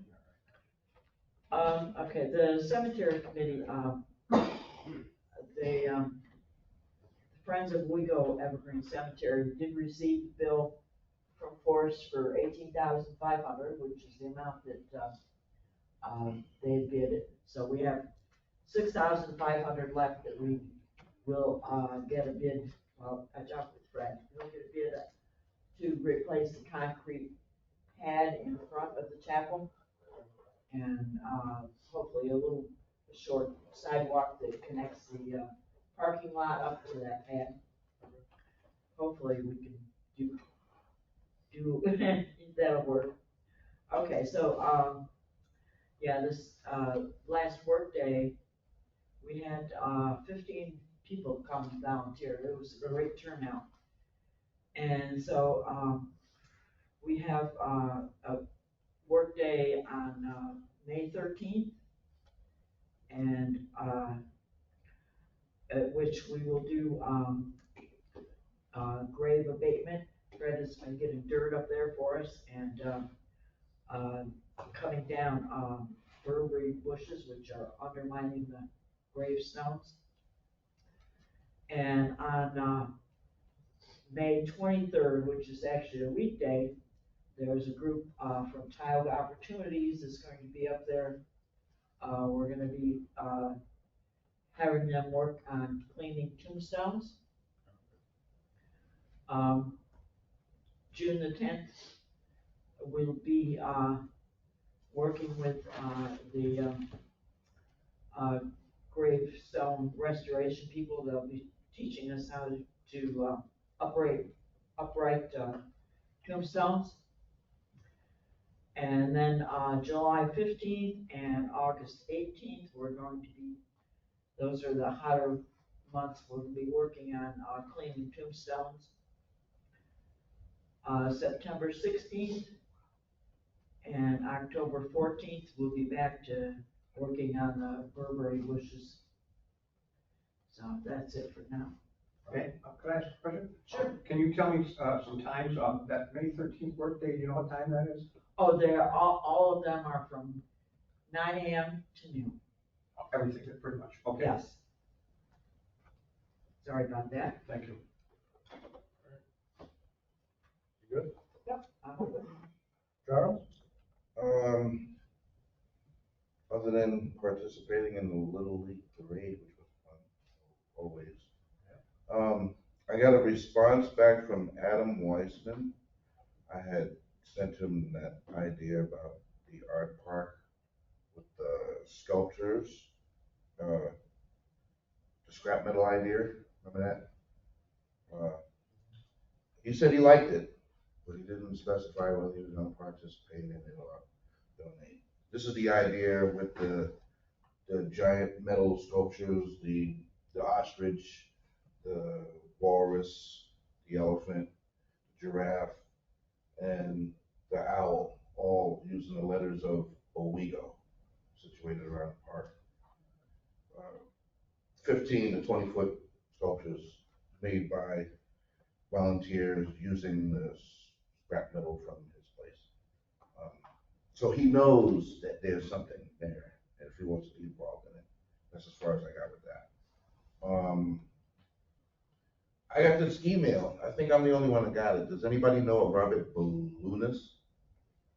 Ring a bell? All right. Well, he said, "Dear Trustee Plater," spelled right, actually. I wanted to forward this meeting request over in case you missed it. I am still planning on doing meetings via Zoom over the next couple of weeks as planned on, and I would love to have the chance to sit down briefly and chat about the important work we are doing building our coalition against mandates to allow bigger and heavier trucks on our roads and bridges. And I guess this is supposed to be like a Zoom meeting, 15 minutes. I mean, if I agree to do the Zoom meeting, what am I bringing to the table? What is this? Who is this guy? I have no idea. Okay. Mr. What is it? Well, that's Alex. The Alex. Alex, yeah. Yeah, I have no idea. Talk about the offset. He said, "I'm meeting with folks in your region to discuss the proposals in Congress allowing heavier tractor trailer trucks on our roads and the negative impact to infrastructure, traffic, and public safety. I work with local government officials, law enforcement, fire, EMS, as well as public works and engineering officials to push back against costly bigger trucks mandates. This would just be a quick informational and intro meeting about the issue, and my only ask would be To consider reaching out to your members of Congress, guys of Congress, asking them to oppose heavier trucks and their negative impact on infrastructure and traffic environment and public safety. I mean, who is this guy? Yeah, we can guess. I mean, would it be good to attend this to find out more? I mean, it's only 15 minutes out of my I life. mean, don't sign us up for anything. No, I wouldn't. You can do it. Don't sign us up for it. No, I have to get with Congress on that. Yeah. We do this in. No, but like I said, I think I'm the only one that got this email, so. Yeah, I didn't. Nobody else got it though. It's just me, Tag, I'm in. Yeah. Rob Balloon, it's spelled Bielunas, in case anybody wanna, It doesn't say like where he's from. How do you spell it again? Bielunas, first name Robert. He's not from DOT. He's a regional director coalition against bigger trucks. That's a long title, I think that's made up. So he's an activist. Yeah, Yeah. All right. some sort of Doesn't mean lobbyist. You might like to talk I to him. enjoy, invite me on the Zoom meeting, I'm happy to listen. I figured you might know something about it because No, it's along the no, lines of nothing I've been. what we were talking about, so. You would have, I'll got get that that covered. information to Alex, he can log into it. Yeah, I will. Yeah, I have your email out. Yeah, Doesn't have any, well, he was just wondering if I was interested in attending it, so I haven't got the Zoom information yet. I have a cell phone number. Say yes, and I'll bring a friend too. Yep, I'll bring Congress with me. Big Congress. But, yeah, I mean, if there's anything that we could use as leverage about the trucks coming through our area, I mean, with the issues that we have, that we spoke about, with the vibrations, you know, bad vibrations. And, yeah. Any ammunition that we need to thwart that idea. Yeah, it might be worth it. Okay. Wanted to bring it to you guys before I did anything. Find out more. If you're interested, that would be fine to. All right. Find out some stuff for you. Okay, I should hear back from him tomorrow. Maybe. Okay. That's all I got to say about that. Anything else? Good. Communications, we got a letter from Catholic Charities thanking us for helping with the prom 5K that they had in Owego. We want to thank the village board for expedited approval of our parade permit and for allowing us to hold this event in the village. Over the last several weeks, since the village gave us the okay, we've observed the entire community coming together to support the cause. Owego truly has the greatest network of services, including DPW, OPD, and fire police. Thank you, Fred, for allowing us to utilize the Gator for the weekend. This was a lifesaver getting around the course, not to mention fun to drive. John, I assume she means John Hitchings, cannot thank you enough for the support you provided with the fire police and all the requested locations, and for helping with the cones at the intersection. Rudy and Jeff, thank you for not letting me give up on the race and suggesting the school property and the flats. We appreciate Officer Williams helping the day of the race as part of the shift. OPD's been wonderful with not just this race, but any requests that we've asked assistance from Catholic Charities. Very nice, apparently that went very well, that's what the police and the fire police said, that it went very well, and it was the right place to have it. Yeah. And I don't know, I heard a rumor, tell me if it's true, that the winner of the race was Charles in the Kubota. Yeah. Came in third, actually. I'm third in line. So, yeah, good stuff. Yeah. That's all I got for that. Mayor's report, nothing really besides what I sent out. A lot of DRI stuff going on.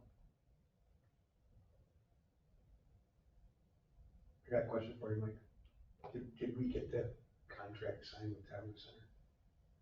No, I need to work on that. Was there, but they didn't refuse it, we just haven't gotten it. Right, I haven't heard that they've signed it. I mean, we've signed it, I haven't heard that they've signed it. Just update on the things. Remind me to check it.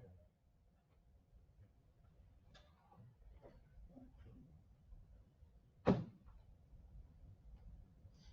all I got. Public, Now are you, Alex? Okay.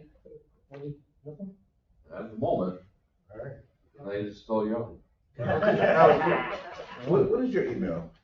Is it ADUDA? Yes, that's it. Gotcha. So following up on last week, I think on the North Avenue Main Street, intersection and the traffic flow, I think it was suggested that we have I presented some of the thought plans to the Parking Traffic Committee, which I believe was Rusty, Laura, and Ron. And they've reached out to Ron, in fact, as, I meet him on the street frequently. He's not available, so I think your suggestion was to perhaps invite David there. Yeah, sure. I have, been speaking to Rusty, and I don't know if Laura, you've been receiving my emails, or? I got your emails, but I haven't read them yet, but I did receive them. So I think the next thing, so I pursued it further, and I think there's been a lot of support within the street for what we're proposing, especially when it comes to preserving the historic buildings. I mean, that's one major thing. The neglect on North Avenue, the blighted buildings, because nobody really wants to invest there because of it's not as attractive, let's say. The parking, I think it does help considerably with parking. If you get rid of half the lanes, and you've got another 50 feet of additional cars for potential retail and restaurants that we're trying to open up, especially with roasted coffee shop is going to be opening up next month. If the glass arrives this week, and we're gradually making more progress. Bringing young professionals into the into the area. But, one of the first things they talk about is these heavy duty, relentless trucks that are coming up the street. And obviously, we can't get rid of it, but I think with this thought, and we were talking about it, it just reduces it by at least 50%. So the sooner that we can perhaps if I know Rusty, you're available, or we could have another little workshop at Joshua House again if people are available this week. That would be one suggestion, because I think via emails it doesn't really reach. So that was one thought. If anybody has free time this week, I can make myself available. But actually, it's that table there we're looking at. I mean, how about same time, Thursday at noon? Is that kind of, does that work with people? I mean, it could be any time, really. Yeah, I'm open pretty much every day. Okay. I'm open if you can find me. Well, I know where you live. Yeah. We're across the street. No? I have something at Thursday at noon.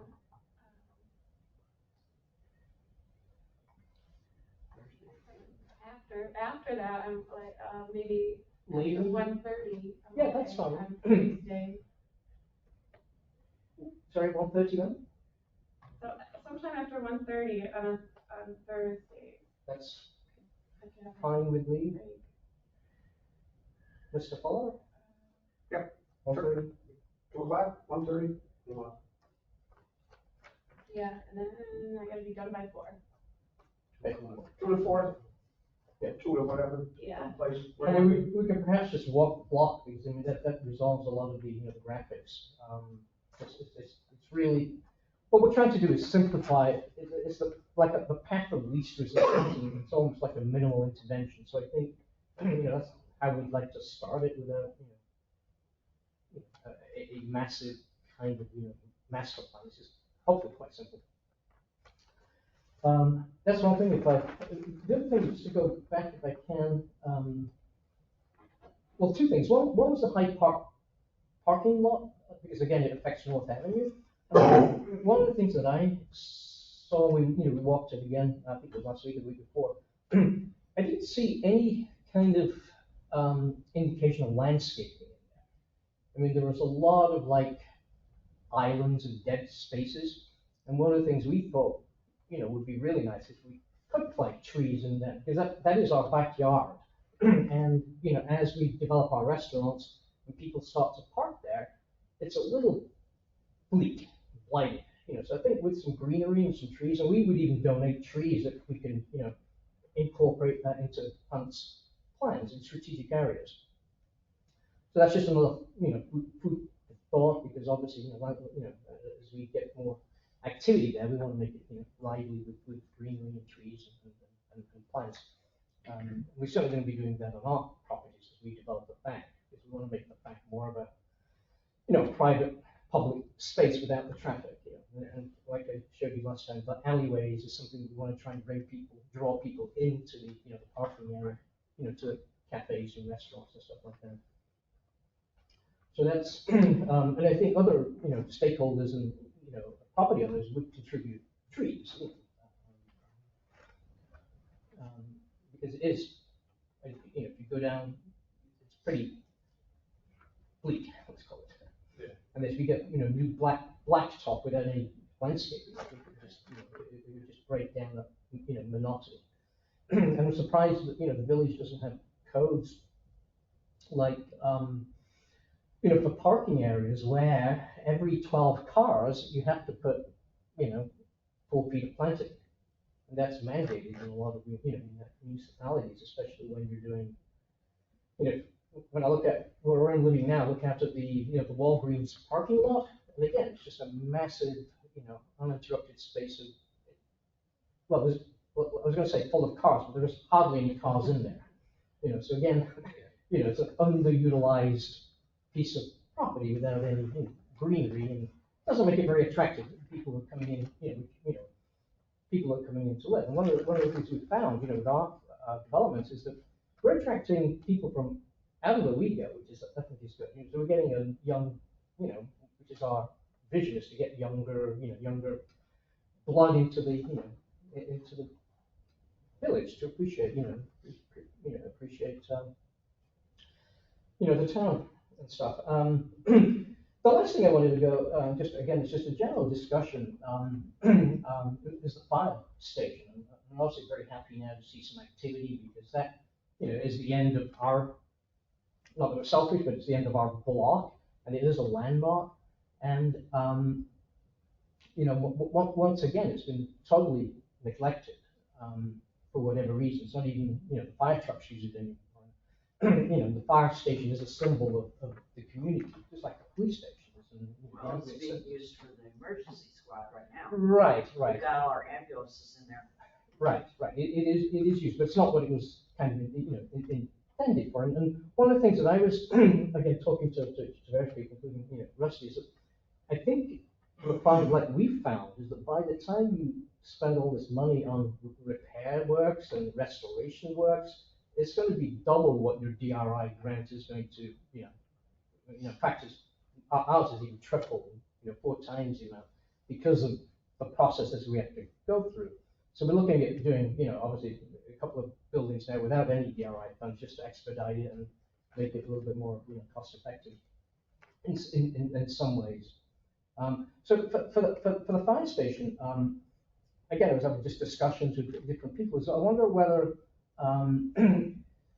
there could be like an adaptive reuse for that building, which would make it almost like a public-private type partnership. And it's been done in a lot of other places. For example, in New York City, lots of fire stations have been converted into museums, or even Andy Warhol had his famous studio in one of them, many years ago. And we were just having little brainstorming sessions, and one of the things that we thought might be a good idea, especially since it's all funding. I mean, there's a big shaft there, but there's no elevator, so it'd be nice if you could have an elevator there, obviously. And how do you get an elevator without paying for it because it's gonna cost you, several hundred thousands to get a 4-story At elevator. least $500,000. $500,000? Yeah, the library just put one in. Well, I'm not sure, it's not that, it's $50,000 a floor, so, if you go privately. And that's where I'm heading, is I think if you could come up with a public-private type venture where you'd have a developer come in and come up with an idea for an adaptive reuse. And, again, this is not what we're proposing, but one thought would be, making it into like a crafts brewery where the ground floor, because you've got the high ceilings, you could have your vats and your distillery, and the second floor would be your tap room and your beer tasting, let's say. And the third floor would be the museum, which would be for the public, that, and it could be an event space, so you'd have the whole, and, the firemen would keep their bar, so, almost come up with a win-win for everybody, and then the developer, would pay for the elevator, because obviously, he's bringing in an operator to, produce an Owego product, let's say. It could be it doesn't have to be beer, but I'm just saying that is an example of what's become very successful now. And it's also supported very, very strongly by the state, getting all the licenses because of the farming and stuff like that. So it's a very sustainable idea, and it's kind of, cool in a way, and it's not different to what's been happening in Ithaca or in Binghamton or in other places. So maybe Owego, this area, could become like that. People would come to explore the wines in Ithaca and the beers in Owego, or whatever it may be. But the thought is that, you've got a beautiful landmark building, and it's not really being appreciated, I think, inside, and you've got things in the works, obviously, like the clock tower and the roof, but it's going to cost, just like, the trails building, for example, it's going to cost $4 or $5 million to bring that building up into, something that's kind of, a landmark that people come to and not just pass and, admire a clock on the top. So that's just something I thought, again, maybe the community should come up with the ideas as opposed to somebody saying, okay, this is what, by default it becomes, and not to relocate the EMS vehicles, because I think there's other ideas where that could be part of that, community block. Underutilized buildings, for example, that could house the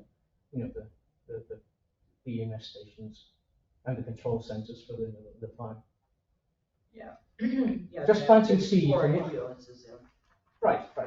But then there's thoughts that we look at, perhaps, that the ambulances could be located in the next block, for example, without building anything, just, again, adapting.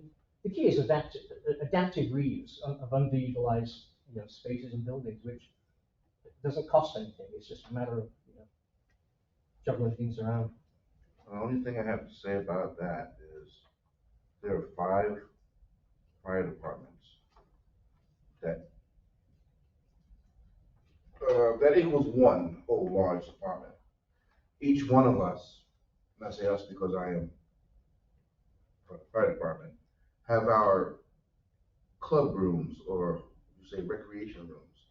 That's what are in there. They're not utilized now because of the dangers and the hazards that the building has right now. And so after the DIR project and everything is fixed, we will be eager to move back into our place. They'll still be there. They'll have beer. Am I right, Rusty?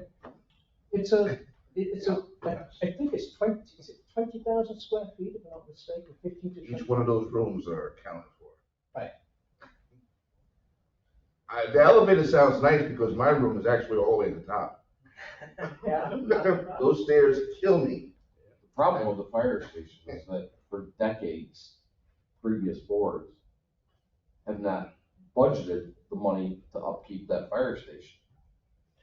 And now it's fallen on this board to fix their problem. Right. Well, I think from experience, it can't be solved with just public money. You have to get private, it's got to be It's not like you need to sell the building or displace the firemen. It's kind of working together where you come up with something that's a win-win, you know, that the fire, that those club rooms will still remain. I don't think we'd need a brewery because we're bringing in our own beer. Six pack. But, no, it sounds like a great idea if it wasn't already being used. Yeah, our big thing is we got all the EMS there. I mean, the truck floor is full of stuff. Yeah, we had to take out some things that are valuable so they wouldn't get ruined, which pretty sure is gonna go back in once everything is all. Those company rooms or a museum or something. Yeah, in their own right, they're a museum. Right. Yeah. Yeah, but you wouldn't tear them down. You would just kind of, you know, But that's what we're in the process of Right. fixing. So as usual, which is fine, all thoughts and ideas are welcome, that's fine, and, as you decide whether you wanna go farther on things, we already know, and Alex knows that, if anything was ever to happen with that fire station, we would have to have other places to put the things that are in the station now. So that's all piece of that thing, but that doesn't mean you don't keep an open mind about what might be possible, what might we be looking at. That's what you do.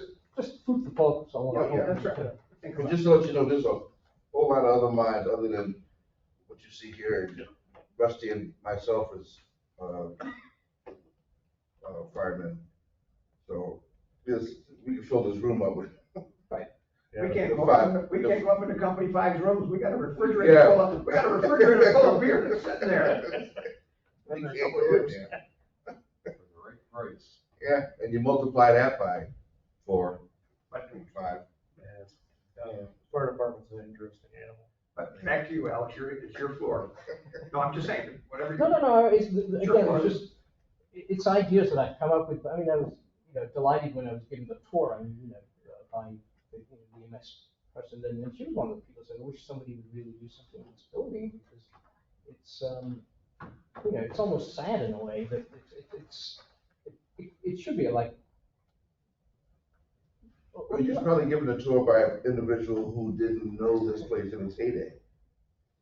Right, but you can never recreate that. I mean, Yeah, that's what's happening with a lot of these old buildings. They become derelict because the function's kind of no longer there. And you've always got to come up with like an adaptive reuse, which saves the building, you know, historically and you know, function wise. Because, you know, I mean,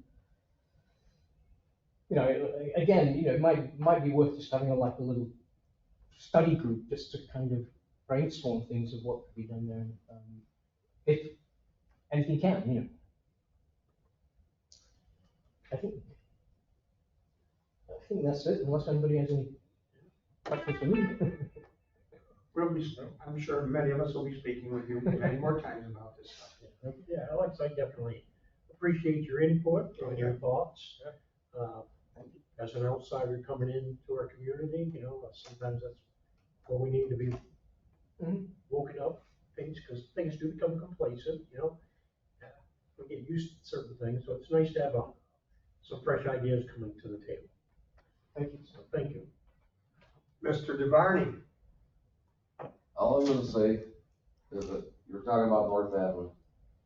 And some of the investors I know that are local, the reason they don't wanna touch any of those buildings is because of the previous OHPC. They don't wanna have to mess with OHPC. They don't wanna be told you have to put this window in at that cost when they can get it for half that price from somewhere else. It's not the window that OHPC wants. It's a challenge, but we've been dealing with that for a long time, and you know, the bigger challenge is ship out. You know the building right next to the deck. Yeah. We were talking to Sam about it this morning. Oh, yeah, Jay Stallman's building. Oh, no, I'm the one right next to Harris Diner. Tony. Oh, yeah. Tony He Montana's wants- building. We made an offer for that building. He went through a whole thing with the old OHPC with, he had stained glass windows in there and he took them out because his son's lead levels were going up. And the old OHPC had a fit. So he boarded the windows up and left the building and moved back to New York City. And now he wants like $83,000. $83,000 for it. And I've been in that building, Oh, yeah. and they worth $83,000. If I might interrupt you, the good part, I understand what you're saying about that people haven't wanted to do things with North Avenue because of that. The good part is, we have some people now that want to do stuff with that and are going to find their way to get along with OHPC. So we're lucky to have. No, that's right, but I was just saying that that's why a lot of people haven't done it. Haven't done it. That's why you're seeing more and more of these buildings falling down, because people don't want to deal with OHPC. Yeah, touch wood. Because of past experiences. I'm not saying the new board's like that, I'm just saying, due to past experiences, nobody wants to deal with it. Right, and also, you know, And I can't blame them. it's also just going through the whole environmental, you know, process, the DRI process, but we're navigating ourselves through that. But we need the support of the village, you know, obviously for things that we don't have much control over. I mean, you know. And there are other neighborhoods that need work too, not just North Avenue, and this is the village, the county, it'd be nice if they could come up with a little grant money for some of these rental properties. It's to give them a little help to fix them up, and you got these guys that want to have decent properties, but they can't have a decent property because all they get is people that so they're not getting any money. Well, I can go into a little more detail with that. Did you just get the hint here? I got the hint. Shall we adjourn the official? All set. You can carry on this conversation. We'll adjourn.